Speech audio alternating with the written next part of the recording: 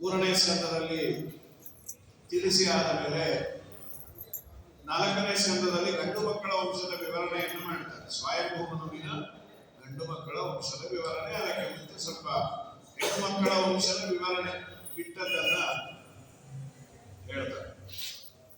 ಈ ಕಪಿಲನಾಮಕ ಭಗವಂತನ ಅಕ್ಕ 9 ಜನ ಹೆಣ್ಣು ಮಕ್ಕಳಿದ್ರು. ಅದಾದ ಮೇಲೆ ಕಪಿಲನ ಅವತಾರ ಅನಸೂಯ ಅಂತ ಪ್ರಸಿದ್ಧಳು, ಅತ್ರಿಮ ಋಷಿಗಳ ಹೆಂಡತಿ. ಅವರಲ್ಲಿ ಭಗವಂತನ ಅವತಾರ ಆಗಿದೆ ದತ್ತಾತ್ರೇಯ. ಅವರು ತಪಶ್ಚರ್ಯ ಮಾಡಿದಾಗ 3 ಜನ ಬರ್ತಾರೆ, ಬ್ರಹ್ಮ, ವಿಷ್ಣು, ಮಹೇಶ್ವರ. ಅಲ್ಲ, ನೀವ್ಯಾಕೆ 3 ಜನ ಬಂದ್ರಿ? ನಾನು ಒಂದು ಮಗು ಕೇಳಿದ್ದು, ವಿಷ್ಣು ನಮ್ಮ ಮನೆಯಲ್ಲಿ ಅವತಾರ ಮಾಡಿ. ನಾನು ಹೋಗಿದ್ದು ಅನೇಕ ದೇವಸ್ಥಾನ, ಆದರೆ ಕೇಳಿದ್ದು ಒಂದೇ ಮಗು. ಅದಕ್ಕೆ ನೀನು ಯಾವ ರೀತಿ ಕೇಳಿದ್ರೆ ನಾವು ಹಾಗೆ ಬಂದಿದ್ದೇವೆ ಅಂತ ಭಾಗವತದಲ್ಲಿ ಉಂಟು. ರುದ್ರಾಚಾರ್ಯರು ಹೇಳ್ತಾರೆ, ಬ್ರಹ್ಮಸ್ತಶ್ಚೈವ ರುದ್ರಸ್ತಃ ಸ್ವಯಂ ಜಾಪಿ ಹರಿಪ್ರಭು.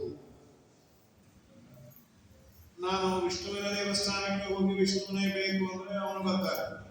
ಒಂದು ರುದ್ರದೇವರ ದೇವಸ್ಥಾನಕ್ಕೂ ಬ್ರಹ್ಮದೇವರ ದೇವಸ್ಥಾನಕ್ಕೂ ಹೋಗಿ, ಏ ಬ್ರಹ್ಮ, ನಿನ್ನ ಒಳಗೆ ಏನು ಭಗವಂತ ಇದ್ದಾನೆ, ಅವನು ನನ್ನ ಮಗನಾಗಿ ಬರಬೇಕು ಅಂದ್ರೆ ಬ್ರಹ್ಮದೇವರು ಬಂದೇ ಬರ್ತಾರೆ. ಹಾಗೆ ರುದ್ರದೇವರನ್ನು ಪ್ರಾರ್ಥನೆ ಮಾಡಿದ್ರೆ ರುದ್ರಾಂತರ್ಗತನಾದ ಭಗವಂತನ ಜೊತೆ ರುದ್ರದೇವರು ಬರ್ತಾರೆ. ಅಧಿಷ್ಠಾನ ಅಂತ ಕರೀತಾರೆ, ಪಾತ್ರೆಯಂತೆ ಇಟ್ಕೊಳ್ಳಿ. ನೀರಿನಂತ ದೇವರು, ಪಾತ್ರೆಯಂತೆ ಈ ದೇವತೆಗಳು. ನೀರನ್ನ ಪಾತ್ರೆ ಬಿಟ್ಟು ಹೇಗೆ ತರಲಿಕ್ಕೆ ಆಗುವುದಿಲ್ಲ, ದೇವರು ಒಬ್ಬರೇ ಬರುವುದಿಲ್ಲ. ಅಂತರ್ಯಾಮಿಯಾದ ಭಗವದ್ ರೂಪಗಳ ಚಿಂತನೆ ಮಾಡಿದಾಗ ಆ ದೇವತೆಗಳು ಬರ್ತಾರೆ. ಅದಾದ ಮೇಲೆ ದುರ್ವಾಸರಾಗಿ ರುದ್ರದೇವರು ಸೋಮೋಭೂತ್ ಬ್ರಹ್ಮಣೋಂಶೇನ, ಬ್ರಹ್ಮದೇವರಿಗೆ ಅವತಾರ ಇಲ್ಲ. ಬ್ರಹ್ಮಣೋನ ಅವತಾರವಷ್ಟೇ ಸಂವಿಧಾನದ್ದು ಕೇವಲ ಅಂತ ಹೇಳಿ. ಹಾಗಾದ್ರೆ ಅವತಾರವೇ ಇಲ್ವಾ ಅಂದ್ರೆ ಒಂದು 2-3 ಅವತಾರಗಳು. ಅವತಾರ ಅಂದ್ರೆ ಬ್ರಹ್ಮದೇವರು ಭಗವಂತನಿಂದ ಹುಟ್ಟೋದು, ಅವರಿಂದ ಅವರು ಹುಟ್ಟೋದು ಬಿಟ್ಟು ಬೇರೆ. ಈ ವಾಯುದೇವರು ಹನುಮ, ಭೀಮ, ಮಧ್ವರಾಗಿ ಅವತಾರ ಮಾಡಿದ್ದು, ಇಂದ್ರದೇವರು ಅರ್ಜುನನಾಗಿ ಅವತಾರ ಮಾಡಿದ್ದು. ಹೀಗೆ ಬ್ರಹ್ಮದೇವರಿಗೆ ಎಲ್ಲೂ ಅವತಾರ ಇಲ್ಲ. ಇಬ್ಬರಿಗೆ ಅವತಾರ ಇಲ್ಲ. ಬ್ರಹ್ಮದೇವರಿಗೆ, ಇನ್ನೊಂದು ಗರುಡದೇವರಿಗೆ. ಗರುಡದೇವರ ಅವತಾರವು ಎಲ್ಲೂ ಇಲ್ಲ. ಹಾಗಾಗಿ ಅದು ದೇವರ ಸಂಕಲ್ಪ, ಯಾಕೆ ಅಂತ ಹೇಳಿಲ್ಲ. ಅವರಿಗೆ ಅವತಾರ ಇಲ್ಲ. ಬ್ರಹ್ಮಣೋನ ಅವತಾರವಷ್ಟೇ ಸನ್ನಿಧಾನದ ಕೇವಲ.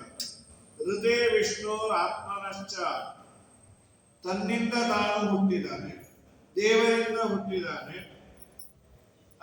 ಇತಿಚ ಸೃಷ್ಟಿ ಭೇದ ವಿರೂಪಂ ಅಂತ ಹೇಳಿ ಆ ಮಾತನ್ನ ಹೇಳ್ತಾರೆ. ಇದಾದ ಮೇಲೆ ಮುಂದೆ ಪ್ರಸೂತಿಯ ಮಕ್ಕಳು 16 ಜನ ಇದ್ರು. ಆಕೂತಿ, ದೇವಭೂತಿ, ಪ್ರಸೂತಿ. ಪ್ರಸೂತಿಯ 16 ಜನ ಮಕ್ಕಳಲ್ಲಿ ಕಡೆಯವಳು ಸತೀದೇವಿ. ಸತೀದೇವಿಯನ್ನ ರುದ್ರನಿಗೆ ಕೊಟ್ಟು ಮದುವೆ ಮಾಡಿದ್ದ ಮನುಷ್ಯನಿಗೆ. ನಾನು ಅಂತ ತುಂಬಾ ಹೆಚ್ಚಾದ್ರೆ ಅದು ಡೈಜೆಸ್ಟ್ ಆಗುವುದಿಲ್ಲ. ಹೆಚ್ಚು ಅಂತಲ್ಲ, ಇರಲೇಬಾರದು. ನಿನ್ನಿಂದ ಆಗುತ್ತೆ ಅನ್ನೋದು ಎಚ್ಚರಿಕೆ ಇರಬೇಕು. ಅಷ್ಟು ಸುಲಭವಾಗಿ ಅದಿರಲ್ಲ. ಕಡೆ ಪಕ್ಷ ಸ್ವಲ್ಪ ಆದರೂ ಅದರ ಎಚ್ಚರಿಕೆ ಇರಬೇಕು. ಪ್ರಜಾಪತಿ ಅಂತ ಹೇಳಿ ಇವರಿಗೆ ಪೋಸ್ಟ್ ಬಂತು, ದಕ್ಷ ಪ್ರಜಾಪತಿ. ದಕ್ಷ ರುದ್ರದೇವರ ಮಾವ. ಅವನಿಗೆ ಎಲ್ಲ ಋಷಿಗಳ ಮೇಲೆ ನಿಯಾಮಕ ಅನ್ನುವ ಪೋಸ್ಟ್ ಬಂತು, ಅಹಂಕಾರವೂ ಬಂತು. ಋಷಿಗಳು ಯಜ್ಞ ಮಾಡುವ ಸ್ಥಳಕ್ಕೆ ಬಂದಾಗ ಎಲ್ಲರೂ ಎದ್ದು ನಿಂತು ಗೌರವ ಸೂಚನೆ ಮಾಡಿದರೆ, ಒಂದು ಬ್ರಹ್ಮದೇವರು ಕೂತಿದ್ರು, ಇನ್ನೊಂದು ರುದ್ರದೇವರು ಕೂತಿದ್ರು. ರುದ್ರದೇವರನ್ನ ತುಂಬಾ ಬೈದ. ಯಾವುದೂ ಅವರ ಗಮನದಲ್ಲಿಲ್ಲ. ಅವರ ಪಾಡಿಗೆ ಅವರು ದೇವರನ್ನು ನೋಡ್ತಾ ಕೂತಿದ್ದಾರೆ. ಬ್ರಹ್ಮದೇವರ ದೇಹದ ಹೆಸರು ವಸುದೇವ ಅಂತ ಭಾಗವತ ಹೇಳೋದು. ಸತ್ವಂ ವಿಶುದ್ಧಂ ವಸುದೇವ ಶಬ್ದಿತಂ. ಅಲ್ಲಿರುವ ಭಗವದ್ ರೂಪಕ್ಕೆ ವಾಸುದೇವ ಅಂತ ಕರೀತಾರೆ. ಹಾಗಾಗಿ ಅಲ್ಲಿರುವ ಭಗವದ್ ರೂಪದ ಚಿಂತನೆಯನ್ನು ಇವರು ಮಾಡ್ತಾ ಇದ್ದಾರೆ. ಅವರಿಗೆ ಈ ದೇವರ ದರ್ಶನ ಮಾಡ್ತಾ ಇದ್ದವರಿಗೆ ಪಕ್ಕದಲ್ಲಿ ಪಾಂಬ್ ಹಾಕಿದ್ರು ಎಚ್ಚರಿಕೆ ಆಗುವುದಿಲ್ಲ. ಭಗವದ್ಗೀತೆಯಲ್ಲಿ 3ನೇ ಅಧ್ಯಾಯದಲ್ಲಿ ಮಾತು ಬರುತ್ತೆ.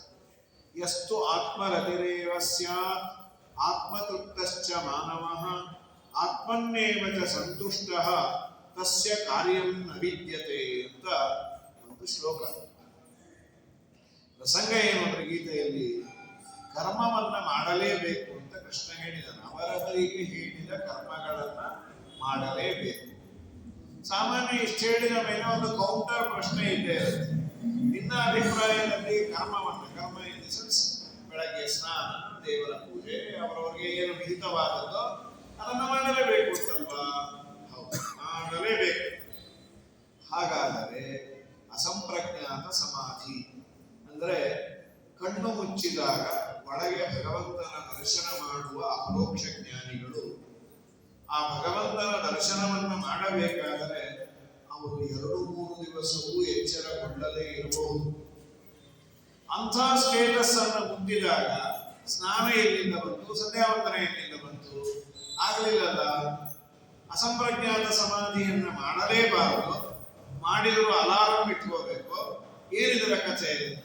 ಅದಕ್ಕೆ ಕೃಷ್ಣ ಹೇಳಿದ್ದು, ಈ ಎಲ್ಲ ಕರ್ಮಾಚರಣೆಯನ್ನು ಮಾಡೋದು, ಸ್ನಾನ, ಸಂಧ್ಯಾವಂದನೆ, ದೇವರು, ಪೂಜೆ, ಶಾಸ್ತ್ರ ಶ್ರವಣ, ಇದೆಲ್ಲದರ ರಿಸಲ್ಟೇ ದೇವರ ದರ್ಶನ. ಅದಾದ ಮೇಲೆ ಅವರಿಗೆ ಕರ್ಮ ಯಾಕೆ ಬೇಕು? ಅದನ್ನೇ ಅಂದದ್ದು, ಆತ್ಮನ್ನೇವದ ಸಂತುಷ್ಟ ತಸ್ಯ ಕಾರ್ಯಂ ನ ವಿದ್ಯತೆ ಎಷ್ಟು ಆತ್ಮರತಿರೇವ ಸ್ಯಾತ್. ಅದಕ್ಕೆ ಆಚಾರ್ಯರು ರತಿ ಎನ್ನುವ ಶಬ್ದಕ್ಕೆ ಸಂತೋಷ ಅಂತ ಉತ್ತರ ಕೊಟ್ಟರು.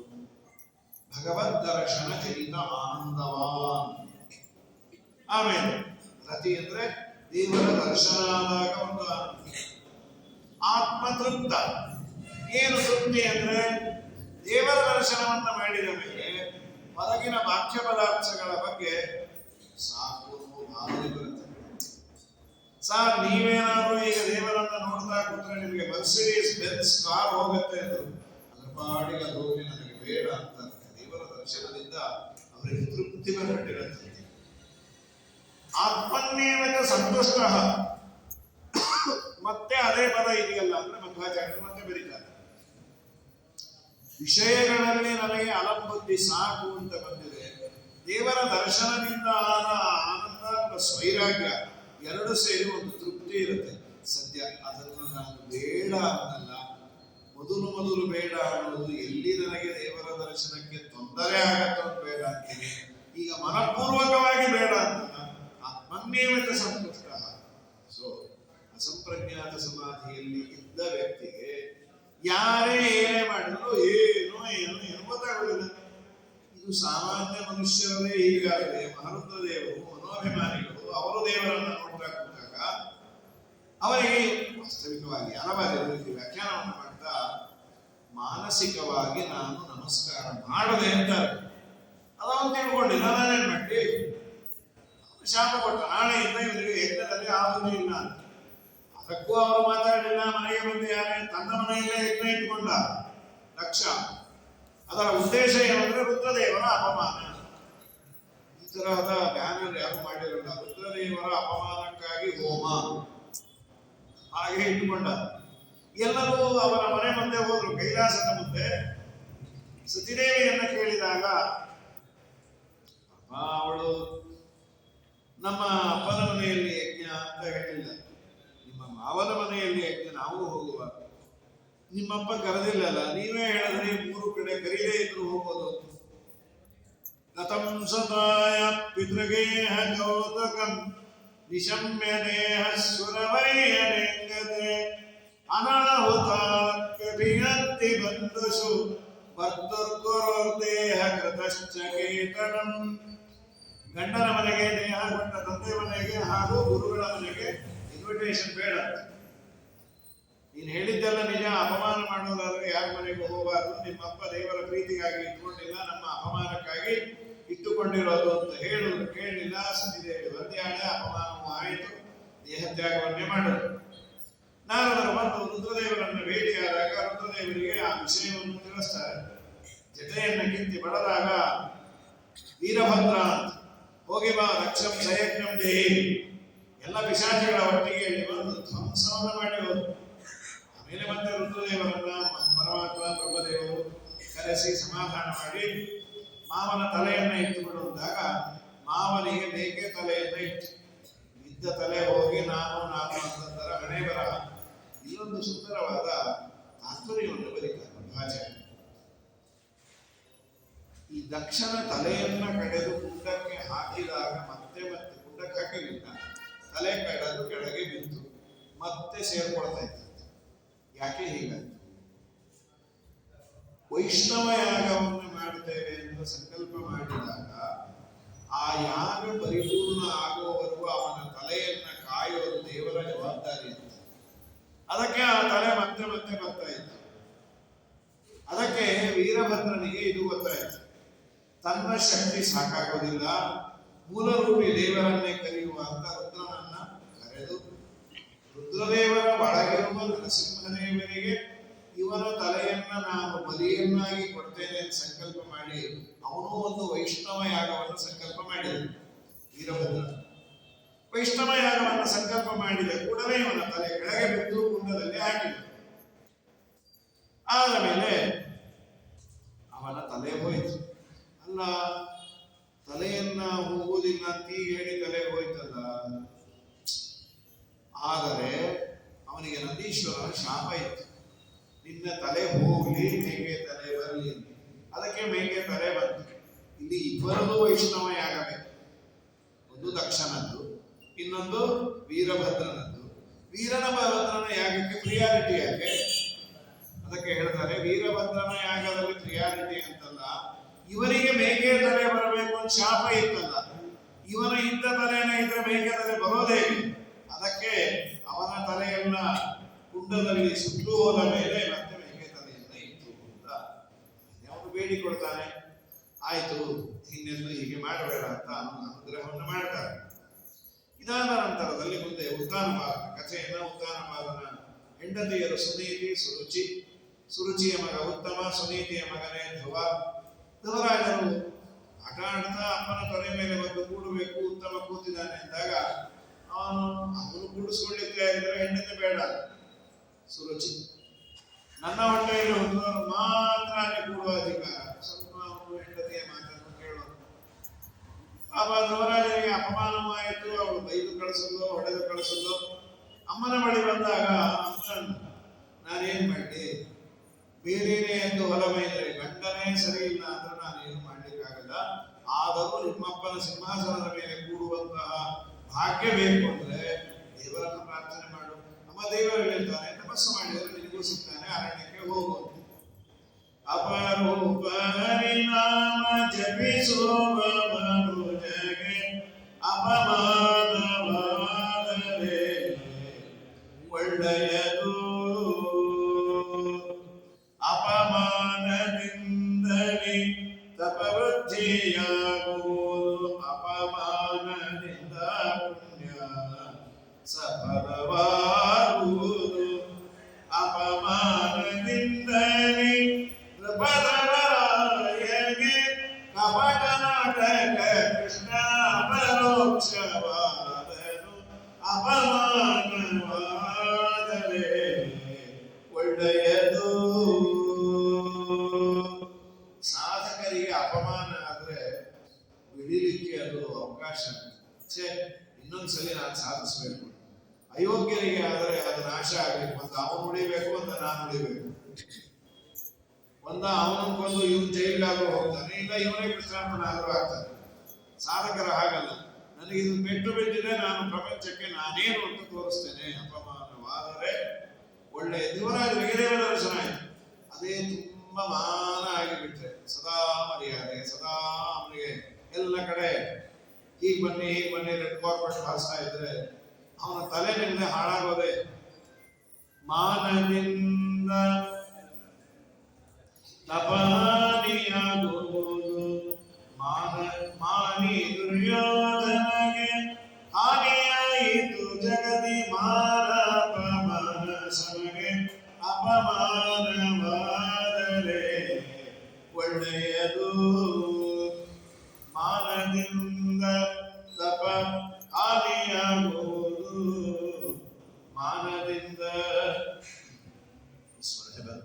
ಹೀಗಾಗಿ ಧ್ರುವರಾಜರಿಗೆ ದೇವರ ದರ್ಶನ ಆಗಬೇಕು. 6 ತಿಂಗಳು ತಪಸ್ಸು ಮಾಡಿದ್ರು. ನಾರದರ ಉಪದೇಶ ಯಮುನಾ ತೀರ, ಈಗಿನ ಮಥುರಾದಲ್ಲಿ ಅವರು ಮಾಡಿದ್ರು.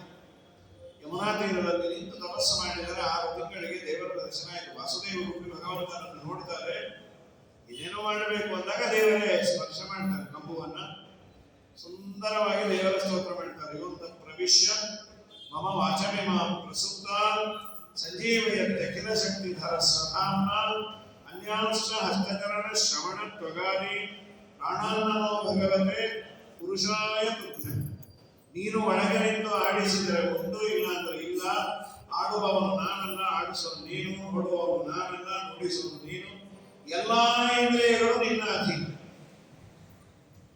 ಚೇತನನು ಅಹುದು ನೀ ಚೇಷ್ಟೆಯನು ಮಾಡಿಸಲು, ಅಚೇತನನು ಅಹುದು ನೀ ಸುಮ್ಮನಿರಲು. ಯಾತರವನಾರಯ್ಯ ನಿನ್ನದೀನವು ಎಲ್ಲ, ಚೇತನನು ಅಹುದು ನೀ ಚಲಿಸೆ ಚಲಿಸುವೆನು. ಮುಖ್ಯ ಕಾರಣವೇ ಸ್ವತಂತ್ರ ಸರ್ವೇಶ. ನೀನು ಒಳಗೆ ನಿಂತು ಆಡಿಸಿದರೆ ಇನ್ನೊಂದು ಶ್ಲೋಕ ಉಂಟು. ಏನಂದ್ರೆ, ಧ್ರುವರಾಜನು ತಪಸ್ಸು ಮಾಡುವ ಸಂದರ್ಭದಲ್ಲಿ ದೇವತೆಗಳು ತಪಸ್ಸನ್ನ ಹಾನಿ ಮಾಡಲಿಕ್ಕೆ ಬರ್ತಾರೆ. ದೇವತೆಗಳು ಡೈರೆಕ್ಟ್ ಆಗಿ ಬಂದ್ರೆ ಪರವಾಗಿಲ್ಲ, ಅವರ ಅಮ್ಮನ ವೇಷ ಹಾಕೊಂಡು ಬರೋದು, ಸುನೀತಿ ವೇಷ. ಅಪ್ಪ ಧ್ರುವ ಉಪ್ಪಿಟ್ಟು ಮಾಡಿದಿರಿ ಬಾರೋ, ನಿಂಗೆ ಇಷ್ಟ ಅಂತ ಬೆಣ್ಣೆ ಇಡ್ಲಿ ಮಾಡಿದಿರಿ ಬಾರೋ. ಏನೇನು ಮಾಡಿದ್ರು ಧ್ರುವರಾಜರು ಇದು ಕೆಲವೊಮ್ಮೆ ಹೆದರಿಸೋದು ಬೆದರಿಸೋದು. ಅಂತೂ ಧ್ರುವರಾಜರು ಏನೇ ವಿಘ್ನಗಳು ಬಂದರೂ ಅದಕ್ಕೆ ತಗ್ಗದೆ ಬಗ್ಗದೆ ಜಗ್ಗದೆ ದೇವರ ದರ್ಶನವನ್ನು ಪಡೆದರು. ಕೇಳಲಿಕ್ಕೆ ಧ್ರುವರಾಜರ ಸಕ್ಸಸ್, ರೇಟ್ ಆಫ್ ಸಕ್ಸಸ್ಗೆ ಸಂತೋಷ. ಆದರೆ ಇಲ್ಲಿ ಪ್ರಶ್ನೆ ಏನಂದ್ರೆ, ದೇವತೆಗಳು ಅಶಕ್ತರ, ಧ್ರುವರಾಜರು ಅಷ್ಟು ಸಶಕ್ತರ ಅಂತ ಒಂದು ಪ್ರಶ್ನೆ. ಆಯ್ತು, ಶಕ್ತರೋ ಅಶಕ್ತರೋ ಅದನ್ನೇನಾದರೂ ಇಟ್ಕೊಳ್ಳುವ. ಈ ದೇವತೆಗಳಿಗೆ ಏನು ಬೇರೆ ಕೆಲಸ ಇಲ್ವಾ? ಯಾವುದೋ ಒಬ್ಬ ಅಯೋಗ್ಯ ತಪಸ್ಸು ಮಾಡಿದರೆ ಹಾಳು ಮಾಡಲಿ. ಪಾಪ 5 ವರ್ಷದ ಮಗು ಏನೋ ಅಪ್ಪನ ಸಿಂಹಾಸನದ ಮೇಲೆ ಕೂಡ್ತಾನೆ ತಪಸ್ಸು ಮಾಡಿದ್ರು, ಸಹಕಾರ ಮಾಡೋದು ಬಿಟ್ಟು ಅದಕ್ಕೆ ಅಪಕಾರ ಮಾಡೋದ? ದೇವತೆಗಳ ಬಗ್ಗೆ ನಮಗೆ ಸ್ವಲ್ಪ ಕೆಳಮಟ್ಟದ ಭಾವನೆ ಬರುವ ಸಾಧ್ಯತೆಗಳಿದ್ದಾವೆ. ಅದಕ್ಕೆ ಒಂದು ಯೂನಿವರ್ಸಲ್ ಆದ ರೂಲನ್ನ ಆಚಾರ್ಯರು ಬರೀತಾರೆ. ದೇವತೆಗಳು ಅಂದ್ರೆ ಅಷ್ಟು ಸಾಮಾನ್ಯ ಅನ್ಕೋಬೇಡ್ರಿ. ದೇವತೆಗಳು ಬಂದು ತಪಸ್ಸನ್ನ ವಿಘ್ನ ಮಾಡಿದಂತೆ ನಾಟಕ ಆಡೋದು. ಯಾಕೆ ಈ ನಾಟಕ ಬೇಕಾಗಿತ್ತು ಅಂದ್ರೆ, ಮುಂದೊಂದು ದಿವಸ ಧರ್ಮರಾಜರ ಕಥೆ ಹೇಳುವವರು ಕೇಳುವವರಿಗೆ ಎಷ್ಟೇ ವಿಘ್ನ ಬಂದರೂ ಅದಕ್ಕೆ ಎಡಗೊಡದೆ ತಪಸ್ಸನ್ನ ಮುಗಿಸಿದ ಮಹಾತ್ಮರು ಧ್ರುವರಾಜರು ಕೀರ್ತಿ ಬರಲಿ ಅಂತ ಹಾಗೆ ಮಾಡಿದ್ದು ಅಲ್ಲ. ಯಾಕೆ ಈ ತರಹದಲ್ಲಿ ನೀವು ಸುದ್ದಿ ಬಳಸಿ ಹೇಳ್ತೀರಿ? ದೇವತೆಗಳು ತಪಸ್ಸನ್ನ ಹಾಳು ಮಾಡಲಿಕ್ಕೆ ಬಂದರು ಅಂತ ಕೆಟ್ಟ ಭಾವನೆ ಬಂದ್ರೆ ಬರ್ಲಿ ಬಿಡ್ರಿ ದೇವತೆಗಳ ಬಗ್ಗೆ. ಅದು ನಮ್ಮೋರು ಅಂತ ಮಾಡಿದ್ರೆ ನೀವು ಹೀಗೆಲ್ಲ ಸುದ್ದಿ ಬಳಸಿ ಹೇಳೋದಾ? ಶಿವರಾಚಾರ್ಯರು ಹಾಗೆಲ್ಲ ಇಲ್ಲ. ಯತ್ರ ದೇವೈಹಿ ಕೃತೆ ವಿಘ್ನೆ ಖಂಡಿತೋ ನ ಪುಮಾನ್ ಭವೆ. ದೇವತೆಗಳು ವಿಘ್ನ ಮಾಡಲು ಬಂದಾಗ ಆ ಪುರುಷರು ವಿಘ್ನಗಳನ್ನ ಮೆಟ್ಟಿ ನಿಂತರು ಅಂತ ನಿಮಗೆ ಎಲ್ಲಾದರೂ ಕಂಡರೆ ದೇವತೆಗಳ ಅಸಾಮರ್ಥ್ಯ ಅನ್ಕೋಬೇಡಿ. ಆ ಮಾಡುವವನಿಗೆ ತಪಸ್ಸಿಗೆ ವಿಘ್ನ ಕೊಟ್ಟಂತೆ ಮಾಡಿ ಕೀರ್ತಿ ಕೊಡ್ಲಿಕ್ಕೆ ಬಂದರೆ ಅಂಶ ಇಟ್ಕೊಳ್ಳಿ ಅಂತಾರೆ. ಅದು ಹೇಗೆ ಹೇಳ್ತೀರಿ?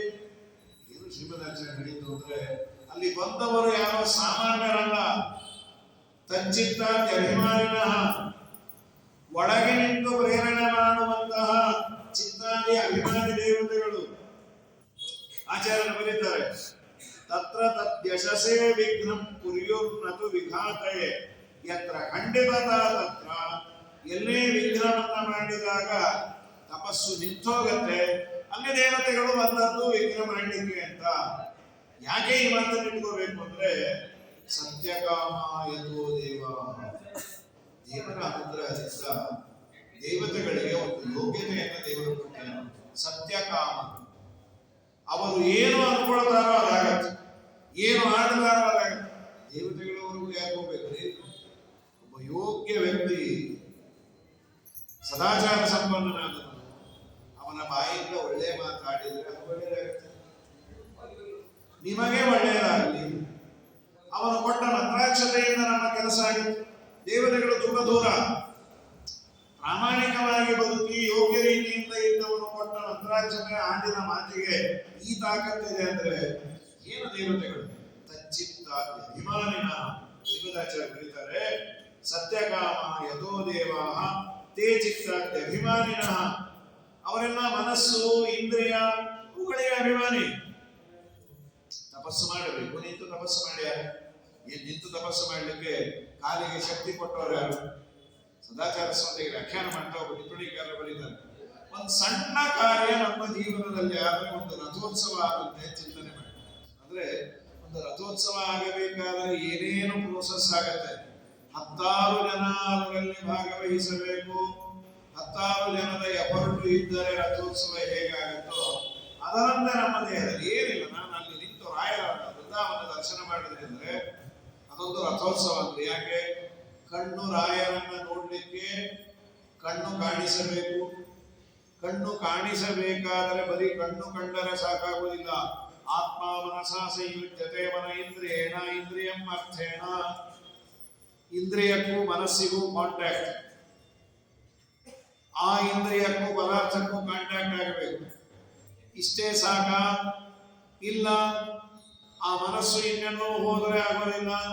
ಅದಕ್ಕೆ ಅಡ್ಡಿ ಬರಬೇಕು ಅಂದ್ರೆ ಇನ್ಯಾರೋ ನನ್ಗಿನ್ನ ಹೈಟ್ ಇರೋರು ಅಡ್ಡ ಬಂದ್ರೆ ಅವರಿಗೆ ಬರದೇ ಇರೋ ಬುದ್ಧಿದೇವರು ಕೊಡಬೇಕು. 10 ಸಮಸ್ಯೆಗಳನ್ನೆಲ್ಲ it is a very simple process. ನಾನು ಅಲ್ಲಿ ನಿಂತು ರಾಯರನ್ನ ನೋಡಿದೆ, ಅದು ಬಹಳ ದೊಡ್ಡದಲ್ಲ. ಆ ನೋಡುವ ಬುದ್ಧಿಯನ್ನು ದೇವರು ಮೊದಲು ಕೊಟ್ಟಿರಬೇಕು. ಅದು ಕೊಡಬೇಕಾದ್ರೆ ಹಿಂದಿನ ಪುಣ್ಯ ಇರಬೇಕು. ಆ ಪುಣ್ಯ ಇವತ್ತು ಓಪನ್ ಆಗಬೇಕು. ಒಂದು ಸಣ್ಣ ಕಾರ್ಯ ನನ್ನಿಂದ ಆಗಬೇಕಾದ್ರೆ ಅದರ ಹಿಂದೆ 10 ಕಾರಣಗಳು ಇದ್ದಾರೆ, ಮಾತ್ರ ಕಾರ್ಯ ಆಗುತ್ತೆ, ಇಲ್ಲಾಂದ್ರೆ ಆಗುವುದಿಲ್ಲ. ಹಾಗಾದರೆ ನಿಂತು ತಪಸ್ಸನ್ನ ಮಾಡಬೇಕಾದ್ರೆ ನಿಲ್ಲಲಿಕ್ಕೆ ಬೇಕಾದ ತಾಕತ್ತನ್ನ, ನಿಲ್ಲೋದಕ್ಕೆ ಅಭಿಮಾನಿಯಾದ ಜಯಂತ ಕೊಡಬೇಕು. ಇಂದ್ರನ ಮಗ ಪಾಲಾಭಿಮಾನಿ. ನಿಂತ ಮೇಲೆ ತಪಶ್ಚರ್ಯವನ್ನು ಮಾಡಬೇಕಾದ್ರೆ 6 ತಿಂಗಳು ಉಪವಾಸವನ್ನು ಮಾಡಿದರು. ಮನೋಭಿಮಾನಿಯಾದ ಮಹರುದ್ರದೇವರಾಗಲಿ, ಶೇಷದೇವರಾಗಲಿ, ಕರ್ಣದೇವರಾಗಲಿ ಒಬ್ಬರ ಇಬ್ಬರ ಯುವರಾಜರಿಗೆ ಇವರೆಲ್ಲರ ಸಹಕಾರ ಇತ್ತು ಅಂತಾಯಿತು. ಇವರೆಲ್ಲರೂ ಅಸಹಕಾರ ಮಾಡಿದ್ರೆ, ತತ್ವಾಭಿಮಾನಿಗಳು ಅಸಹಕಾರ ಮಾಡಿದ್ರೆ ಏನು ನಮ್ಮ ಜೀವನದಲ್ಲಿ ಸಾಧನೆ ಮಾಡ್ತೇವೆ?